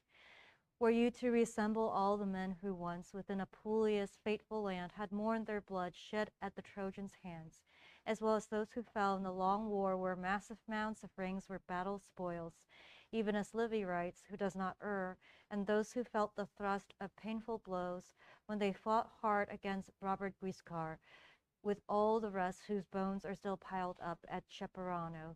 Each Apulian was a traitor there, and two, at Tagliacozzo, where old Alardo conquered without weapons, and then where one to show his limb pierced through and one his limb hacked off, that would not match the hideousness of the ninth abyss. No barrow, even though it's lost a hooper hand, and peace ever gapes as one whom I saw ripped right from his chin to where we fart. His bowels hung between his legs, one saw his vitals in the miserable sack that makes of what we swallow excrement. While I was all intent on watching him, he looked at me, and with his hands he spread his chest and said, "See how I split myself. See now how maimed Mohammed is, and he who walks and weeps before me is Ali, whose face is opened wide from chin to forelock, and all the others here whom you can see were when alive the sowers of dissension and scandal, and for this they now are split." Okay, so in this part of hell, these are people who've caused civil discord, war between families, okay? And the first two people we see being punished are Muhammad and Ali. And this, of course, would be confusing to a lot of people, especially Muslims. Okay, so how Dante understands this is that he thinks that Islam is just splitting off from Christianity, right? You all read the Bible, you believe in the same God, and so this is basically just a division of two religions, okay? So at this time in history, Catholics believe that Muhammad was just leading a heresy, okay? So, and then Ali is Muhammad's grandson. He caused a division among the Islamic faith between the Shia Muslims and the Sunni Muslims. Okay, the Shia Muslims believe that only only a descendant of Muhammad can be caliph, be the supreme leader. And the Sunnis believe, no, that's not necessarily the case, okay? And that caused a massive schism, which continues to today, okay? And so for creating this discord, their bodies are constantly ripped in half and split all the time, okay? All right, let's keep on going. Line 37. Behind us here, a devil decks us out so cruelly, replacing every one of this throng underneath the sword edge when we've made our way around the road of pain. Because our wounds have closed again before we have returned to meet his blade once more. But who are you who dawdle on this ridge, perhaps to slow your going to the verdict that was pronounced on your self-accusations?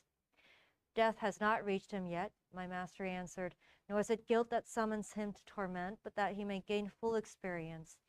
I, who am dead, must guide him here below to circle after circle throughout hell. This is as true as that I speak to you. More than 100, when they heard him, stopped within the ditch and turned to look at me, forgetful of their torture, wondering. Then you, who will perhaps soon see the sun, tell Fra Docino to provide himself with food, if he has no desire to join me here quickly, lest when snow besieges him, it bring the Novarese the victory that otherwise they would not find too easy. When he had raised his heel as if to go, Mohammed said these words to me, and then he set it on the ground, and off he went. Another sinner, with his throat slit through and with his nose hacked off up to his eyebrows, and no more than a single year remaining, had with the others stayed his steps in wonder.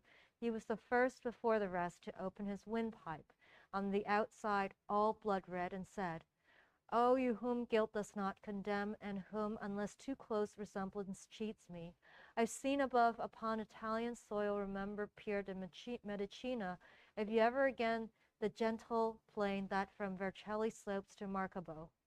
And let the two best men of Fano know, I mean both Messer Guido and Angelello, that if the foresight we have here's not vain, they'll be cast out of their ship and drowned, weighed down with stones near La Cattolica, because of a foul tyrant's treachery. Between the Isles of Cyprus and Majorca, Neptune has never seen so cruel a crime committed by the pirates or the Argives. That traitor who sees only with one eye and rules the land which one who's here with me would wish his sight had never seen, will call Guido and Angelello to a parley, and then will so arrange it that they'll need no vow or prayer to Ficarra's wind. And I to him, if you would have me carry some news of you above, then tell and show me who so detests the sight of Rimini. And then he set his hand upon the jaw of a companion, opening his mouth and shouting, "This is he, and he speaks not." A man cast out, he quenched the doubt in Caesar, insisting that the one who's prepared can only suffer harm if he delays. Oh, how dismayed and pained he seemed to me, his tongue split in his gullet.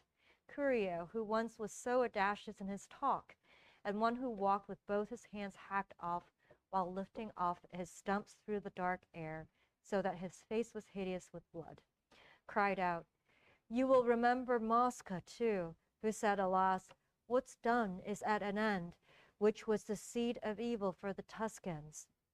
I added, "and brought death to your own kinsmen." Then having heard me speak, grief heaped on grief, he went his way as one gone mad with sadness. But I stayed there to watch their company, and saw a thing that I should be afraid to tell with no more proof than my own self. except that I am assured by conscience that good companion, heartening a man beneath the breastplate of its purity, I surely saw, and it still seems I see, a trunk without a head that walked just like the others in that melancholy herd. It carried by the hair its severed head, which swayed within its hand just like a lantern, and that head looked at us and said, "Ah me!" Out of itself it made itself a lamb, and they were two in one and one in two. How that can be, he knows who so decrees. When it was just below the bridge, it lifted its arm together with this head, so that its word might be more near us words that said, "Now you can see atrocious punishment. You who still breathing go to view the dead. See if there's any pain as great as this.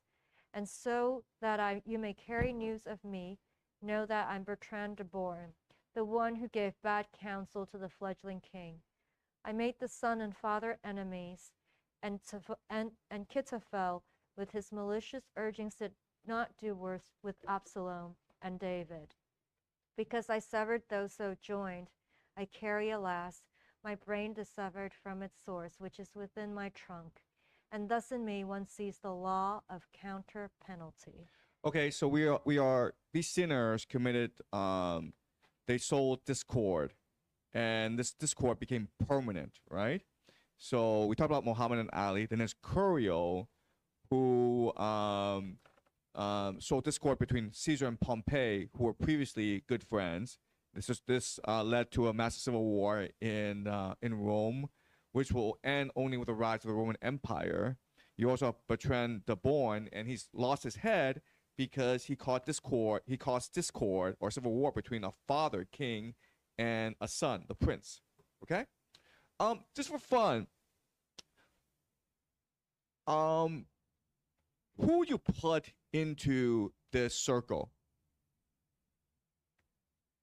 Like today, like from history or from today, or just from your imagination, who would you put into this circle, a soul of discord? Just for fun, yes. Hitler. To me? Hitler. No. That's not what he did. Yes. Okay. Because like I asked people like who belongs in hell, and your first thought is Hitler, right? But like let's think about the punishment, okay? Soul of discord. Yes? Representative of Democrats and Republicans and like far right, far left. But can you give me an example? Like Trump for Republicans and like Kamala Harris. Maybe Donald Trump, right? Yeah. Okay. Maybe Donald Trump, because Donald Trump has led to the polarization of American society. Right? It's either you are for him or against him. Yes. So good idea. Yes. Yes. Along that line, I was gonna say J.D. Vance. Why did J.D. Vance? Because he also sows conflict. But then every politician sows conflict, then, right? Yeah. But yeah, Trump is a good suggestion. Anyone else? It doesn't have to be a real person. It could also be a fictional character, a movie character, okay? Or just someone from your life that you really don't like. Okay? Yes? Social media in general and the makers of them. So Mark Zuckerberg. Right? But is that a possibility? Because schism, it doesn't have to be like turning one into two. It can be turning one into multiply, like scatter. Well, no. The idea of like these social media algorithms is that they're trying to provoke anger, because with anger you're much more engaged. You're much more likely to use social media, right? So someone like Mark Zuckerberg is a source of discord, and that's a major concern about social media, right? Before you had the evening news, and the evening news was a place to build consensus, to build community. With social media, you just live in your own bubble, and then you start arguing with other people, and then it's no longer about finding consensus. It's just about like beating the other guy, right? So Mark Zuckerberg arguably is a source of discord along with Donald Trump. Yeah, these are two good suggestions. Anyone else? Yes. Maybe not a good one, but Greta Thunberg. Okay, why? Like she creates discord between people who seek like money without like looking at the earth, like environmental. So she creates division between people who believe in environment and people who just make money and billionaires. Right, but is she the root of this conflict? Is she the cause of this conflict? Yes. Yeah, just media in general, I guess, is like the biggest polarizing factor. Like right. Any media form, like newspapers, movies, maybe even. Right, media, yeah, sure. Just media. Right, I'm looking for a name, guys. Okay, you can't put media into hell. You have to put a person in hell. Yes. Maybe Nick Fuentes for his accusing Jewish people instead of Zionist. Yeah, I think that's a good choice as well. Nick Fuentes, yes. Right, yes. Right. Just following his idea, I was gonna say Charlie Kirk. Some people believe that, yes. Right. Depends on your politics, but some people do believe that, yes. Schism though, like this idea of schism. What are we schisming? Like we're separating. Yeah, that's a good point. What are we separating? Yes. From. Right. So the best choice would be Donald Trump because he caused a schism in the Republican Party, right, between conservative Republicans and MAGA, right? That's a pretty good. But according to Dante, this is schisming from God, right? And I mean, there's not necessarily. Not necessarily. Not necessarily. Okay. No. Right. Because Caesar and Pompey didn't believe in God, right? Okay, all right. So this is just an exercise, okay? It's like it's not political commentary. Yes. All right. Yes. All right. Let's keep on going.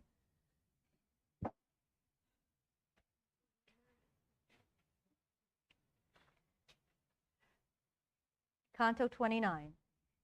So many souls and such outlandish wounds had made my eyes inebriate, who longed to stay and weep.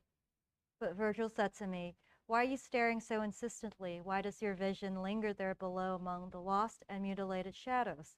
You did not do so at the other moats. If you would count them all, consider. 22 miles make up the circuit of the valley. The moon already is beneath our feet. The time allotted to us now is short, and there's more to see than you see here. Had you," I answered him without a pause, "been able to consider why I looked, you might have granted me a longer stay." Meanwhile, my guide had moved ahead.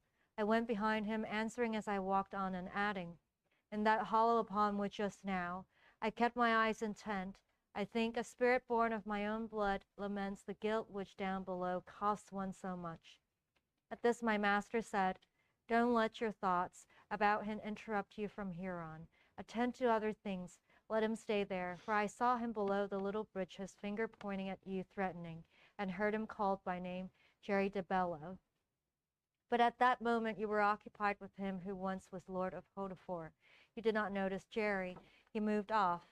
"My guide, it was his death by violence for which he still is not avenged," I said, "by anyone who shares his shame, that made him so disdainful now, and I suppose for this he left without a word to me, and this has made me pity him the more." And so we talked until we found the first point of the ridge that, if there were more light, would show the other valley to the bottom. When we had climbed above the final cloister of Malebolge, so that its lay brothers were able to appear before our eyes, I felt the force of strange laments, like arrows whose shafts are barbed with pity, and at this I had to place my hands across my ears, just like the sufferings that all the sake of Valdiciana's hospitals, Maremas, Sardinas, from July until September, would muster if assembled in one ditch. So was it here, and such a stench rose up as usually comes from festering limbs. And keeping always to the left, we climbed down to the final bank of the long ridge, and then my sight could see more vividly into the bottom, where unerring justice, the minister of the High Lord, punishes the falsifiers she had registered. I do not think that there was greater grief in seeing all Aegine's people sick than when the air was so infected that all animals, down to the little worm, collapsed, and afterward, as poets hold to be the certain truth, those ancient peoples received their health again through seed of ants. Then I felt, when I saw in that dark valley the spirits languishing in scattered heaps, some lay upon their bellies, some upon the shoulders of another spirit, some crawled on all fours along that squalid road. We journeyed step by step without a word, watching and listening to those 6 souls who had not strength enough to lift themselves.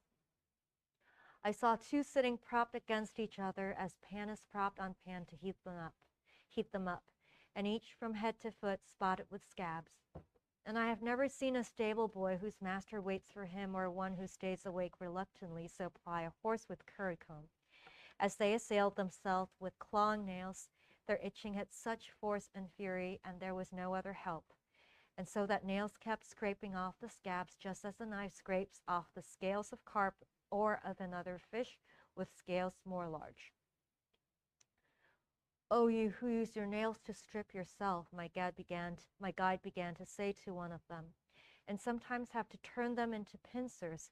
Tell us if there are some Italians among the sinners in this moat, so may your nails hold out eternal at their work." "We two who you see so disfigured here, we're Italians," one said in tears. "But who are you who have inquired of us?" My guide replied, "From circle down to circle together with this living man, I'm one who descends. I mean to show him hell." At this their mutual support broke off, and quivering, each spirit turned toward me with other who, by chance, had heard his words. Then my good master drew more close to me, saying, "Now tell them what it is you want." And I began to speak just as he wished. "So that your memory may never fade within the first world from the minds of men, but still live on and under many suns. Do tell me who you are and from what city, and do not let your vile and filthy torment make you afraid to let me know your names." One answered me, "My city was Arezzo, and Albero Siena had me burned, but what I died for does not bring me here. It's true that I had told him jestingly I'd know enough to fly through air, and he, with curiosity but little sense, wished me to show that art to him, and just because I had not made him Daedalus, had one who held him as a sun burn me. But Minos, who cannot mistake, condemned my spirit to the final pouch of 10 for alchemy I practice in the world." And then I asked the poet, was there ever so vain a people as the Sienese? Even the French can't match such vanity. At this the other leper who had heard me replied to what I said, except for Strika, for he knew how to spend most frugally, and Niccolo, the first to make men see that clothes can serve as luxury, such seed and gardens where it suits can take fast root, and 2, Cacciadasciano's company, with him he squandered vineyards and tilled fields, while Abbagliato showed such subtlety. But if you want to know who joins you so against the Sienese, look hard at me. That way my face can also answer lightly. And see that I'm the shade of that Capocchio whose alchemy could counterfeit fine metals. And you, if I correctly take your measure, recall how apt I was at aping nature. Okay, all right. So this is really interesting because we've reached the lowest area of hell. And this area is reserved for those who engage in alchemy. Okay? Now, alchemy is something that's very common back at this time. Alchemy is basically trying to turn lead into gold. It's trying to find the elixir of youth, or immortality. Okay? So you're trying to do chemistry, basically. Why would this be the worst sin in the circle of fraud? What's the issue with this? We know why thievery is an issue. We know why identity theft is an issue. We understand all this, but why would alchemy be an issue? In fact, it's the worst thing you can do in fraud. Yes. Because it gives people false hope, and thus like people waste their life pursuing something that is not real. Right, but then you can argue that heresy is the same thing, right? Yes. So is it because of like these alchemists, they actually feed some of like what you want? For example, they feed your greed, they feed like this your want of, for example, love or immortality. Right, but all people who commit fraud do that, right? Why are they the worst of all these fraudsters? Did you It's like you're trying to change the whole fabric of the world. Yes. You're trying to bend everything for your wants and desires. Yes, you're trying to change the laws of God. Okay?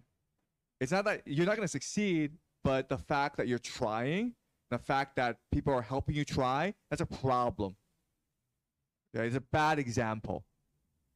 Okay? So before we were discussing society, right? The law of society and how people warp society with fraud. But now with alchemy, you're trying to warp nature with fraud. Okay? And that's even worse. Okay, does that make sense? Right? Yes? This is a bit of a weird question, but I thought of some parallels. But would you say, like, for example, today, the striving and working towards AI is kind of like old alchemy because we're trying to change the fabric of everything? It's AI is alchemy, guys. Yes, you're exactly right. Okay. Yes. How about nuclear energy? It is alchemy. It is alchemy. It is complete alchemy. Yes, that's right. Yes. How about moon landing? It's also considered as alchemy. What do you think? Excuse me? Moon landing. Moon landing. It's not alchemy, but you're also going against the laws of nature, right? It's like Ulysses falling off the edge of the earth, right? It's like, why are you going to the moon, guys? Like why? There are poor people back here, okay? There's lots of problems here. Solve the problems first before you go to the moon. Okay, so it's not alchemy, but it's still problematic. Okay, but AI is 100% alchemy. Nuclear energy is also problematic. Okay, it's also alchemy. Okay. Yes. But what if that's like AI who can give people a job, give people hope, or even a love? Is it still the economy? It's a huge problem. Yes. Right.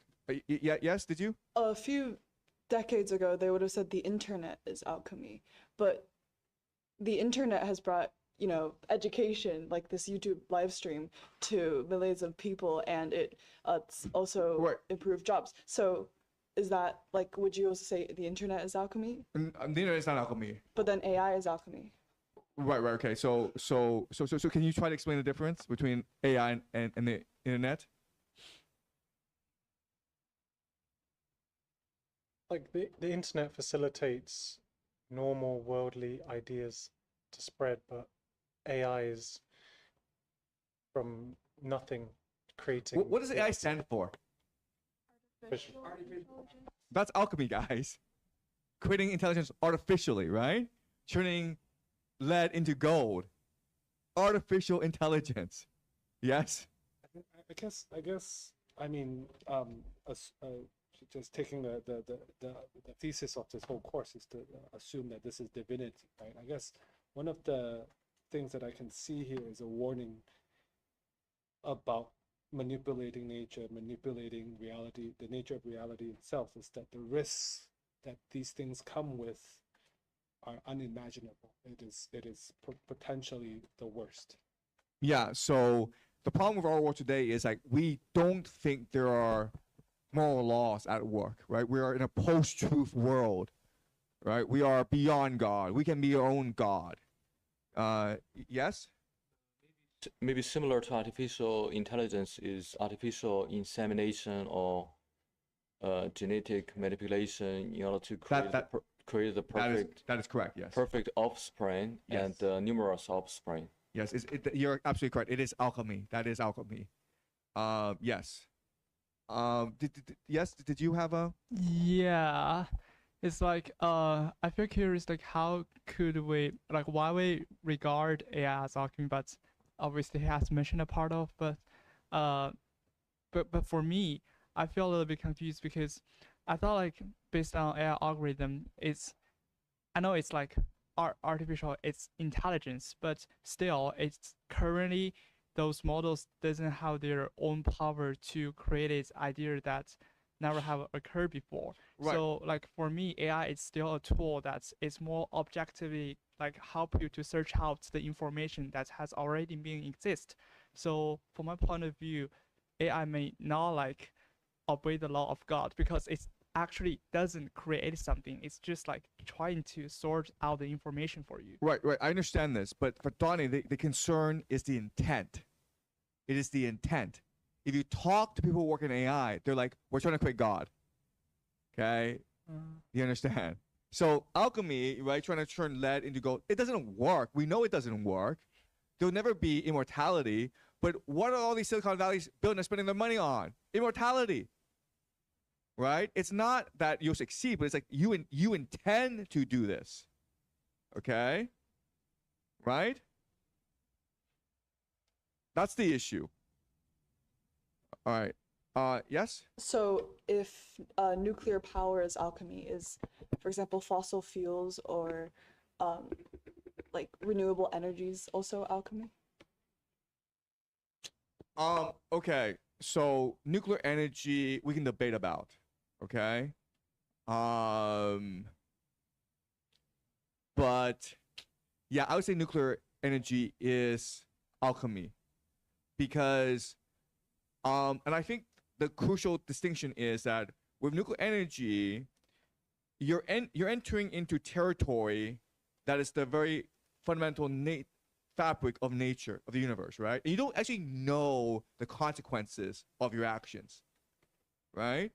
Look, there are people who believe that the entire point of the nuclear bomb is to open portals to summon demons into our world. There are literally people who believe that, right? That's alchemy. Okay, so the point isn't nuclear weapons are not meant to be a weapon. They're meant to be a portal to summon interdimensional aliens or demons into our world. Okay. Yeah. So it's a question of intent. Yes. Yeah. With this intention, then I wonder, alchemy is turning lead to gold, which is impossible by the laws of chemistry and God. The splitting of the atom is possible. We've done it. So I wonder if this intention to a thing that cannot happen is alchemy, where a thing that can't happen is no different than me taking medicine for a sickness. God put that sickness in my body. God gave me the ability to cure the sickness. The intention is there on both of them. One is within the realm of the fabric of the universe, and one is clearly not. Right. Okay. So that's a really interesting comment. Okay. And so how would Donnie respond to this? Well, you have the intention, but you're not going to succeed. So who cares? How would Donnie respond to that? He would say, if there's a will, there's a way. You understand? So we think we cannot turn lead into gold, but we actually have succeeded in doing so. Because now we have the idea of money, right? What is money? Money is alchemy. Because what I've done is I've taken a piece of paper, right? Any piece of paper, and I've turned it into gold, right? How's that different from alchemy? I can now use this money to go buy a house or buy a car. Yes. I guess the difference would be classification. You turn that paper into wealth, but you did not turn it into gold. So. But what is gold? So gold is wealth, right? They're both wealth. They're Yes. both types of wealth, but you did not turn it into the physical components of gold. Well, I can tell you, I can use money to buy gold. Yeah. So you turned them both into wealth. They both have value. You turned them into purchasing power, but you didn't turn it into the physical components of gold. No. But what I'm saying is like lead into gold, right? If I add an intermediary step, which is like to print money, then I solve the problem, right? I can use money to buy gold, and then I can sell lead to get money. Okay? So how's that different? So I'm not saying, we succeeded turning lead into gold. I'm saying like for Dante, the concern is where there's a will, there's a way. We can never ever underestimate the human imagination. That's the animating force of the universe, right? So if we set our intent on something, and this intent is malicious, then that's a sin. Yes? Yeah, I also agree with the fact that if you have a will to distort the order that God has set up to be, then that's the ultimate sin. Just like the Tower of Babel, where there's a will, there's a way. So people are building the Tower of Babel to reach heaven and be like, we can reach God, we can be like God. Basically, it's like the first landing of the moon, like people trying the impossible, you know, going to outer space. And God's like, no, you guys are not gonna do that. We're gonna give you languages, so you guys are messed up, so you can't do that. But that the messages is that if people so will continue, they probably can, because there's a will, you know, there's a way. And so that's why God had to send us different languages to stop, you know, people working towards that goal. So I think it's the same scene that's repeated here. It's like, if there's a way, a will, there's a way. So if there's a will to replace God, right, and distort his order that he has established in the natural laws, you know, then it's an abomination. Right. Okay. Yes. I think there is a kind of philosophical but also German concept. It's called Entarten, right? 是吧? And Entarten is 就是 de-art, you know, de-nature, to turn something into another nature, to basically to betray your nature. Entarten, Entarten, yeah. And naturalize. Yeah. So basically to deprive the yeah, okay, that's you play better. What no, but why is it a German? And art basically is chemistry, because it's basically try to deprive the human being or the, you know, godly kingdom of its original purpose. Why is it just a German thing? Alchemy is a purpose, you know, the intent is to you know, take over the kingdom of God, you know, or whatever, the humanity, and to replace it with your own personal you know, will. And that's, I think, is goes beyond the nature of, you know, the rules of nature, and then that's a you know, crime against humanity. Right, and we can also appreciate that these alchemists are sinful, because even though they're not successful, they're still make people believe that it's possible to change the rules of nature, which leads to hubris, which leads to a lot of like really bad behavior. Okay, all right, okay. So does that make sense, guys? All right, let's continue. But thank you so much for that. Okay, it's a really interesting idea, and we'll come back to it later on, because we live in an age of AI, and what I want to do as we move on is try to use Dante to better understand the most pressing issues of our time, including AI. Okay? All right, so this is Inferno 30. Canto 30. When Juno was incensed with Semele and thus against the Theban family had shown her fury time and time again, then Athamas was driven so insane that, seeing both his wife and their 2 sons, as she bore one upon each arm, he cried, "Let's spread the nets to take the lioness, together with her cubs along the pass." And he stretched out his talons, pitiless, and snatched the son who bore the name Laerchus, whirled him around and dashed him on a rock. She, with her other burden, drowned herself. And after fortune turned against the pride of Troy, who had dared all, so that the king, together with his kingdom, was destroyed, then Hecuba was wretched, sad, a captive, and after she had seen Polixena dead in misery, had recognized her Polydorus lying on the shore, she barked out of her senses like a dog. Her agony had so deformed her mind. But neither Fury, Theban, Trojan ever was seen to be so cruel against another, in rending beasts and even human limbs, as were 2 shades I saw, both pale, naked, who, biting, ran berserk in just the way a hog does when it lets loose from its sty. The one came at Capocchio, and sank his tusks into his neck, so that by dragging he made the hard ground scrape against his belly. And he who stayed behind the Aretini trembled and said, "That phantom's Gianni sneaky, and he does raging, rending others so." He goes raging, rending others so. And, oh, I said to him, "So may the other not sink its teeth in you. Please tell me who it is before it hurries off from here." And he to me, that is the ancient soul of the indecent mirror, she who loved her father past the limits of just love. She came to sin with him by falsely taking another shape upon herself, just as the other phantom who goes there had done, that he might gain the lady of the herd, when he disguised himself as Buoso Donati, making a will as if most properly. And when the pair of raging ones had passed, those two on whom my eyes were fixed, I turned around to see the rest of the ill-born. I saw one who'd been fashioned like a lute, if he had only had his groin cut off from that part of his body where it forks. The heavy dropsy which so disproportions the limbs with unassimilated humors that there's no match between the face and belly, had made him part his lips like a consumptive, who will, because of thirst, let one lip drop down to his chin and lift the other up. "Oh, you exempt from every punishment in this grim world, and I do not know why," he said to us. "Look now, and pay attention to this, the misery of Master Adam, alive. I had enough of all I wanted, alas, I now long for one drop of water. The rivulets that fall into the Arno down from the green hills of the Casentino, with channels cool and moist, are constantly before me. I'm racked by memory, the image of their flow parches me more than the disease that robs my face of flesh. The rigid justice that would torment me uses as most appropriate the place where I had sinned to draw swift sighs from me.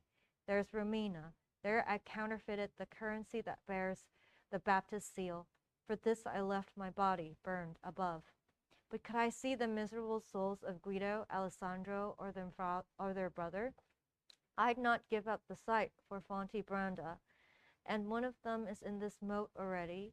If what the angry shades report is true, what use is that to me whose limbs are tied? Were I so light that in 100 years I could advance an inch, I should already be well upon the road to search for him among the mutilated ones. Although the circuit measures some 11 miles and is at least a half-mile across. Because of them, I'm in this family. It was those three who had incited me to coin the florins with 3 carats dross. And I to him, who are those two poor sinners who give off smoke like wet hands in the winter and lie so close to you upon the right? I found them here, he answered, when I reined down to this rocky slope. They've not stirred since and will not move, I think, eternally. One is the lying woman who blamed Joseph, the other lying Sinon, Greek from Troy. Because of raging fever they reek so. And one of them who seemed to take offense, perhaps at being named so squalidly, struck with his fist at Adam's rigid belly. It sounded as if it had been a drum, and Master Adam struck him in the face, using his arm, which did not seem less hard, saying to him, "Although I cannot move my limbs because they're too heavy, I still have an arm that's free to serve that need." And he replied, "But when you went to burning, your arm was not as quick as it was now, though when you coined it was as quick and more." To which the dropsied one, "Here you speak true, but you were not so true a witness there, when you were asked to tell the truth at Troy." "If I spoke false, you falsified the coin," said Sinon. "I'm here for just one crime, but you've committed more than any demon." "Do not forget the horse, you perjurer," replied the one who had the bloated belly. "May you be plagued because the whole world knows this." The Greek, "And you be plagued by thirst that cracks your tongue and putrid water that has made your belly such a hedge before your eyes." And then the coiner, "So as usual your mouth, because of racking fever, gapes. For if I thirst and if my humerus bloats me, you have both dryness and a head that aches. Few words would be sufficient invitation to have you lick the mirror of Narcissus." I was intent on listening to them when this was what my master said, "If you insist on looking more, I'll quarrel with you." And when I heard him speak so angrily, I turned around to him with shame so great that it still stirs within my memory.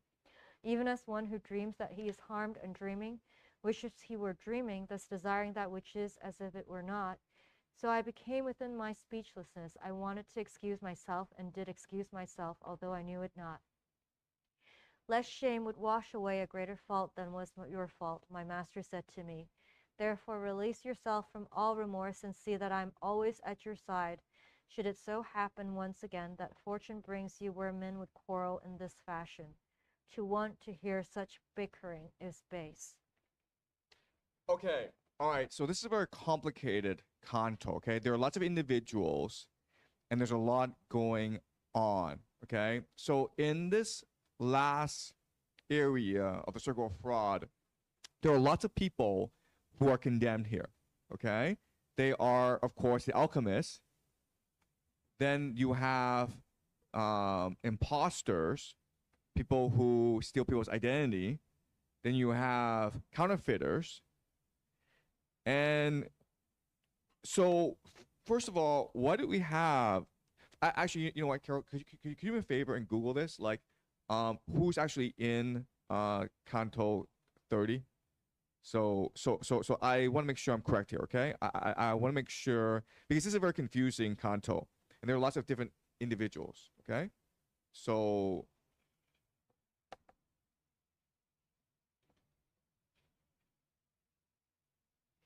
Okay, so let's see who they are. Okay. Okay, so these are the falsifiers, yes. You have Master Adam, who's a counterfeiter. You have a spy, who's a false witness. You have Gianna Setzi, who is a imposter. And then you have Mera, okay? And so the two people who have an argument are Sinon and Master Adam, right? Master Adam is a counterfeiter, and Sinon is a Greek spy who convinced the Trojans to take in the Trojan horse. They're having an argument about who is worse. Gianni Secchi, he is a imposter who disguised himself as a dead person. Okay, so first of all, what's the connection among all these people, the falsifiers? It's a very confusing section. You have a counterfeiter, you have a spy, you have an imposter, you have Myra, who disguised herself to commit incest for her own father. What's going on here?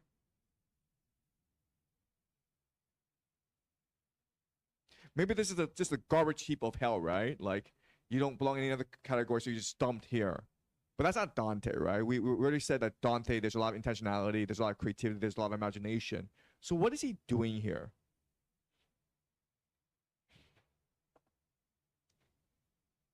All right, so let's look at certain things that happens, okay? So the alchemists, who suffers from leprosy, okay? Their punishment is leprosy. Gianni, the imposter, he sinks his teeth into the leper. What does this signify, do you think? And again, it's all speculation, guys. We don't know, okay?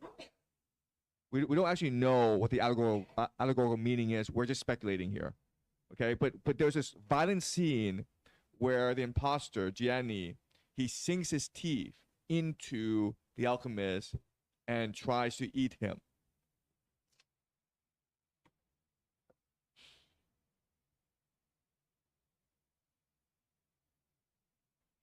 Yes. So imposter basically is a person who tried to steal somebody else's identity, and so this you know, a appropriate punishment or educational course for them is to let them sink their you know, to consume the identity of a very evil person, so that they will be satiated. Okay, yeah. So the thing, though, is that the alchemist is a leopard, okay? And at this time in history, who does everyone want to avoid? Lepers, okay? So the punishment for this imposter is he's forced to just randomly eat people, including those who are lepers, okay? Okay, so that makes sense. Why would Master Adam, who's a counterfeiter, why would he argue with Sinon about who's worse?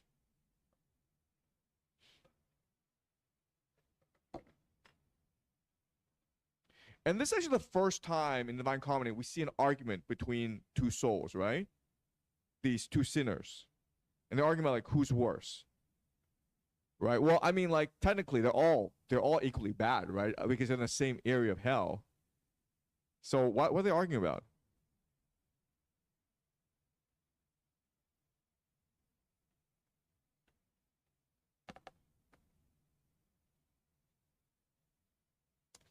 Let's just throw some possibilities, okay? Like just speculate. Just use your imagination. Just throw ideas out here. Let's just brainstorm together, okay? You have a counterfeit and you have a spy arguing about who's worse. Why would they do that?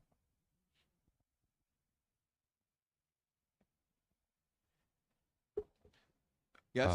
Because each of them feel like the other one shouldn't be at the same level where they are. You know, they're like every one of them feel like they're superiors or like they're condemned least like lesser sin than the others.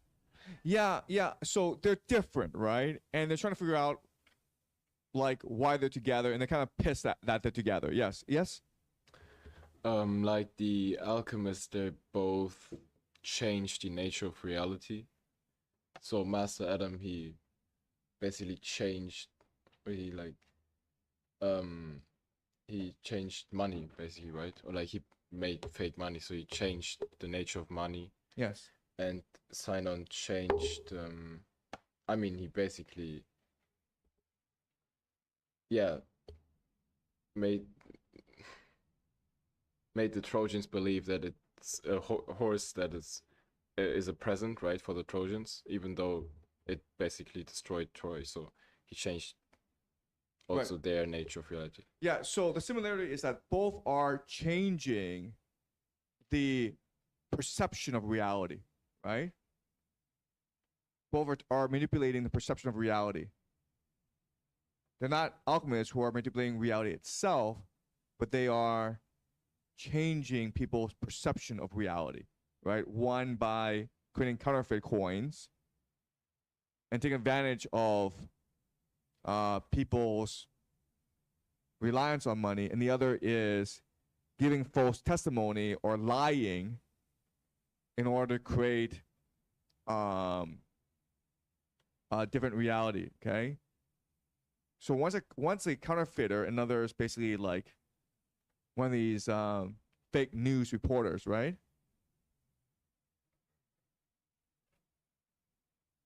Yes. I wonder if maybe the counterfeiter doesn't fit, but an impersonator is a form of theft, but it's a specific. You're stealing someone's identity, and which would be like God's creation. You're stealing something from God because God created you and your identity. Where if I stole your wallet, God didn't create that. Okay. So why are they all together? Right? These are all the falsifiers. They're all different. Yes? They all prey on people's trust. They all prey on people's trust. They take advantage of people's trust. But this is an entire circle, right? Yes? They're all manipulating a larger trust. So money is, it's not just trust between individuals, it's trust by society, right? What's the other one?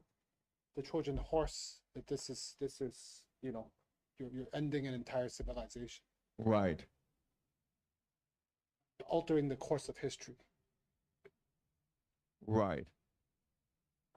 I think this could be a step more than alchemy, because instead of changing objects, you're impersonating Mira impersonated as a different person to sleep with her father. Right. And I guess it's something that's supposedly created by God and is transformed into something that you can't trust. So you're not just manipulating objects and soulless things. You are manipulating things that supposedly have a soul. Yes. Okay. Right. Or in another word, whereas in the lesser sinners, they might be stealing things or destroying people's trust. This group of sinners, they create a false trust. Yes, which could be, meta trust, meta thievery. So which is a higher level of thievery. Yes. Okay. Yes. For alchemy, we said that to an extent it's futile because it's to do with your will, but I'm not sure the exact history of all these people, but did they actually succeed in doing it? But how do they succeed? What allowed them to succeed in a way that alchemists could not succeed? Alchemists want to change the nature. They want to change the fabric of nature, right? You can't do that. That's not what we can do.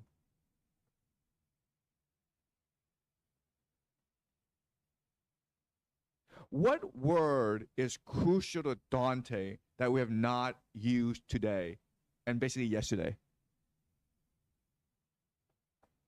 Consciousness, maybe. Why consciousness is important? Because what do we do with the consciousness? Our connection with God, consciousness, or imagination. In imagination, okay, all right. So one possibility, okay, and I'm just putting this out there for us to discuss, okay, is that what these four people have in common is hijacking the imagination. Does that make sense? Okay? So remember, in paradise, the imagination is what makes us unique. It's what makes us co-creators with God, right? It's what allows the universe to expand outwards. But you could also use your imagination for evil, right? And when you use it for evil, what happens is the universe contracts. You're limiting people's imaginative space. Does it make sense? You're hijacking the imagination for evil ends that brings evil to the world, right? And before, we always thought that imagination is a good thing. Well, it should be a good thing. It should be and you can use it to create poetry, to create society, but there are people who can hijack people's imaginations to create evil in this world, right? Does that make sense? So as a counterfeiter, what you're doing is you're hijacking people's imagination that this money is very valuable, right? As a spy, you're hijacking people's imagination that people tell the truth. The imposter hijacks people's imagination that only we can write our own wills, right? So they're all hijacking the imagination in some way, right? And if you think about it, for Dante, this would be a lot worse than trying to hijack nature. Okay?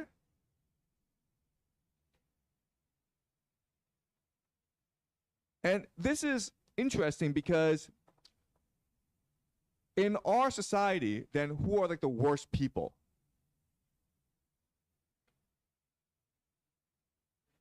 To me?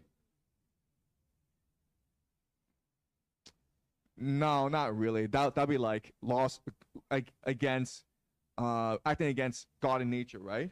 It'd be like sodomy and incest. It'd be in a circle of violence, but this circle of fraud. Yes? Influencers on social media? I think so. I think that's what Don is saying here. Okay? And I could be wrong, but it sounds like social media influencers, people with like huge followings, but not me, of course. They're the worst people because they're hijacking the social consciousness. They're hijacking the social imagination. Okay? I'm not going to name names because I'll get in trouble, but yes, you can imagine certain people, right? Okay, so that's what he's saying here. Yes?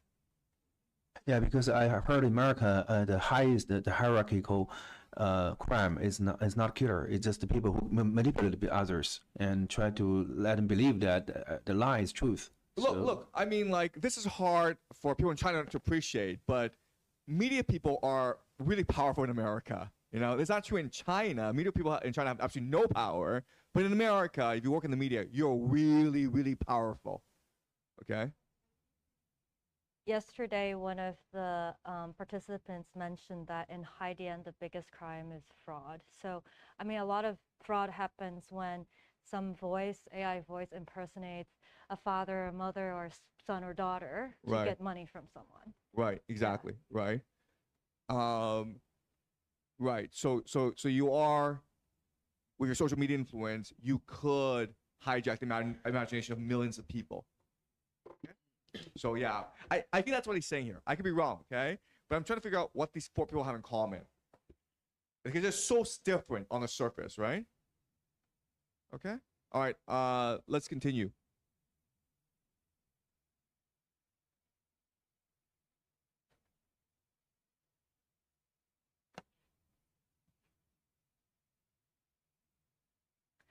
Canto 31. The very tongue that first had wounded me, sending the color up in both my cheeks, was then to cure me with its medicine, as did Achilles and his father's lance, even as I have heard when it dispensed a sad stroke first and then a healing one. We turned our backs upon that dismal valley by climbing up the bank that girdles it. We made our way across without a word. Here it was less than night and less than day, so that my sight could only move ahead slightly. But then I heard a bugle blast so strong it would have made a thunderclap seem faint. At this my eyes, which doubled back upon their path, turned fully toward one place, not even Roland's horn, which followed on the sad defeat when Charlemagne had lost his holy army, was as dread as this. I'd only turned my head there briefly when I seemed to make out many high towers, and I asked him, Master, tell me, what's this city? And he to me, it is because you try to penetrate from far into these shadows that you have formed such faulty images. When you have reached that place, you shall see clearly how much the distance has deceived your sense, and therefore let this spur you on your way. Then lovingly he took me by the hand and said, before we have moved farther on, so that the fact may seem less strange to you, I'd have you know they're not towers, but giants, and from the navel downward all of them are in the central pit at the embankment. Just as whenever mists begin to thin, when gradually vision finds the form that in the vapor-thickened air was hidden. So I pierced through the dense and darkened fog as I drew near, always nearer to the shore. My error fled from me, my terror grew. For as on its ground wall Monte Regione is crowned with towers, so there towered here above the bank that runs around the pit, with half their bulk the terrifying giants, whom Jove still menaces from heaven when he sends his bolts of thunder down upon them. And I could now make out the face of one, his shoulders and his chest, much of his belly, and both his arms that hung along his sides. Surely, when she gave up the art of making such creatures, nature acted well indeed, depriving Mars of instruments like these. And if she still produces elephants and whales, whoever sees with subtlety holds her, for this to be more just and prudent. And where the mind's acutest reasoning is joined to evil will and evil power, there human beings can't defend themselves. His face appeared to me as broad and long as Rome can claim for its St. Peter's pine cone. His other bones shared in that same proportion. So that the bank which served him as an apron down from his middle showed so much of him above that 3 Frieslanders would in vain have boasted of their reaching to his hair. For downward from the place where one would buckle a mantle, I saw 30 spans of his. Raphael Maya Sabi Almi began to bellow that brute mouth, for which no sweeter psalms would be appropriate. And my guide turned to him. O stupid soul, keep to your horn and use that as an outlet when rage or other passion touches you. Look at your neck, and you will find the strap that holds it fast, and see, bewildered spirit, how it lies straight across your massive chest. And then to me, he's his own accuser, for this is Nimrod, through whose wicked thought one single language cannot serve the world. Leave him alone. Let's not waste time and talk, for every language is to him the same as his to others. No one knows his tongue. So Nimrod, of course, is the man who built the Tower of Babel, right? And for his crime, he now, whatever he says is gibberish, okay? He's incomprehensible. Okay, keep on going. So turning to the left, we journeyed on, and at the distance of a bow shot, found another giant, far more huge and fierce, who was the master who had tied him so. I cannot say, but his left arm was bent behind him and his right was bent in front, both pinioned by a chain that held him tight down from the neck and round the part of him that was exposed. It has been wound 5 times. This giant in his arrogance had tested his force against the force of highest Jove, my guide said, so he merits this reward. His name is Ephialtes, and he showed tremendous power, and the giants frightened the gods. The arms he moved now moved no more. And I to him, if it is possible, I'd like my eyes to have experience of the enormous one, Briareus. At which he answered, you shall see Antaeus nearby. He's unfettered and can speak. He'll take us to the bottom of all evil. The one you wish to see lies far beyond, and is bound up and just as huge as this one, and even more ferocious in his gaze. No earthquake ever was so violent when called to shake a tower so robust as Ephialtes quick to shake himself. Then I was more afraid of death than ever. That fear would have been quite enough to kill me had I not seen how he was held by chains. And we continued on until we reached Antaeus, who, not reckoning his head, stood out above the rock wall full 5 ells. O you who lived within the famous valley, where Scipio became the heir of glory, where Hannibal retreated with his men, who took 1,000 lions as your prey, and had you been together with your brothers in their high war, it seems some still believed the sons of earth would have become the victors. Do set us down below, where cold shuts in Cocytus, and do not disdain that task. Don't send us on to Tydeus or Typhon. This man can give you what is longed for here, therefore bend down and do not curl your lip. He still can bring you fame within the world, for he's alive and still expects long life, unless grace summon him before his time. So said my master, and in haste Antaeus stretched out his hand, whose massive grip had once been felt by Hercules, and grasped my guide. And Virgil, when he felt himself caught up, called out to me, come here so I can hold you, then made one bundle of himself and me. Just as the Garisenda seems when seen beneath the leaning side, when clouds run past and it hangs down as if about to crash, so did Antaeus seem to me as I watched him bend over me, a moment when I'd have preferred to take some other road. But gently, on the deep that swallows up both Lucifer and Judas, he placed us, nor did he, so bent over, stay there long. But like a mast above a ship, he rose. Okay, so now we are now entering the final circle of hell. One comment is that Dante creates symmetry, right? So remember, in paradise, what leads us to the Imperium are these angels, right? And now, as we enter the final circle, it's these giants that lead us the way. I just throw this out there, okay? Why giants in hell? Why angels in heaven? It's obvious for angels in heaven, but why giants in hell?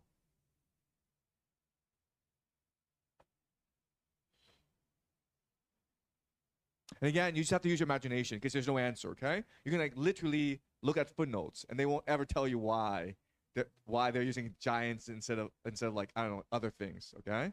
The Dante, he demands your imagination. Yes. It's kind of like how ants are afraid of humans. We're afraid of things that are giant in size and much bigger than us. Okay. Yes? It's also just ironic because giants we usually associate with greatness and good things, but this time they're taking us to a bad place. Okay. What are giants made of?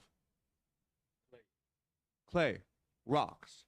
Right? What is hell made of? Probably clay and rocks, right? What are angels made of? Divine light, right? What is heaven made of? Divine light. So I think that's what's happening here, okay? These giants are a literal expression of the landscape of hell, and the angels are a literal expression of the landscape of heaven. Okay, they're a manifestation of the elements that make heaven and hell possible. Okay? That's my guess. I also think that with, let's say, goodness and sin or perverseness of goodness. There's something that's insatiable about falling into the abyss. And it's almost like a snowball that snowballs down, that I think it just gets heavier and heavier and keeps you down. Yes, that's really interesting. Exactly, right? So yeah, the angels are light, the giants are obviously heavy, right? And that maybe that's a metaphor for sin, where the sin, if you commit one sin, you keep on doing another until it becomes a giant, right? The sin becomes a giant. Yes? And I also noticed that the giants are basically silent, so they don't speak. They don't speak much.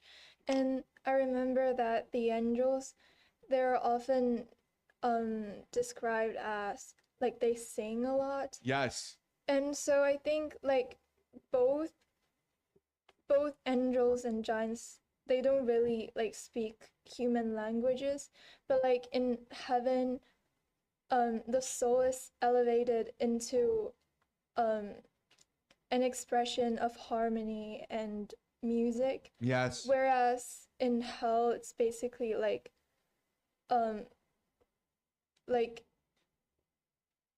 numbness and like silence. That's beautiful. Yeah, that's brilliant, actually.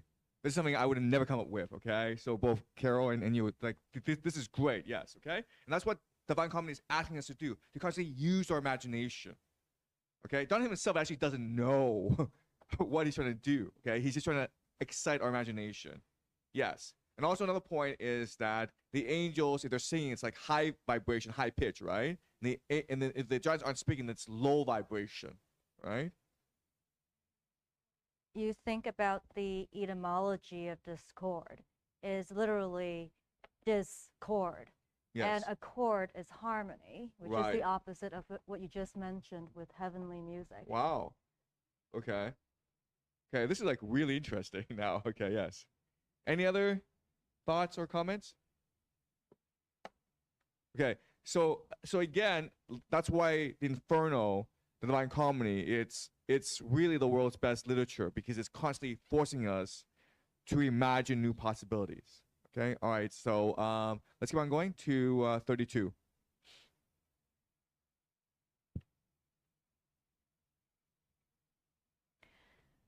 Canto 32.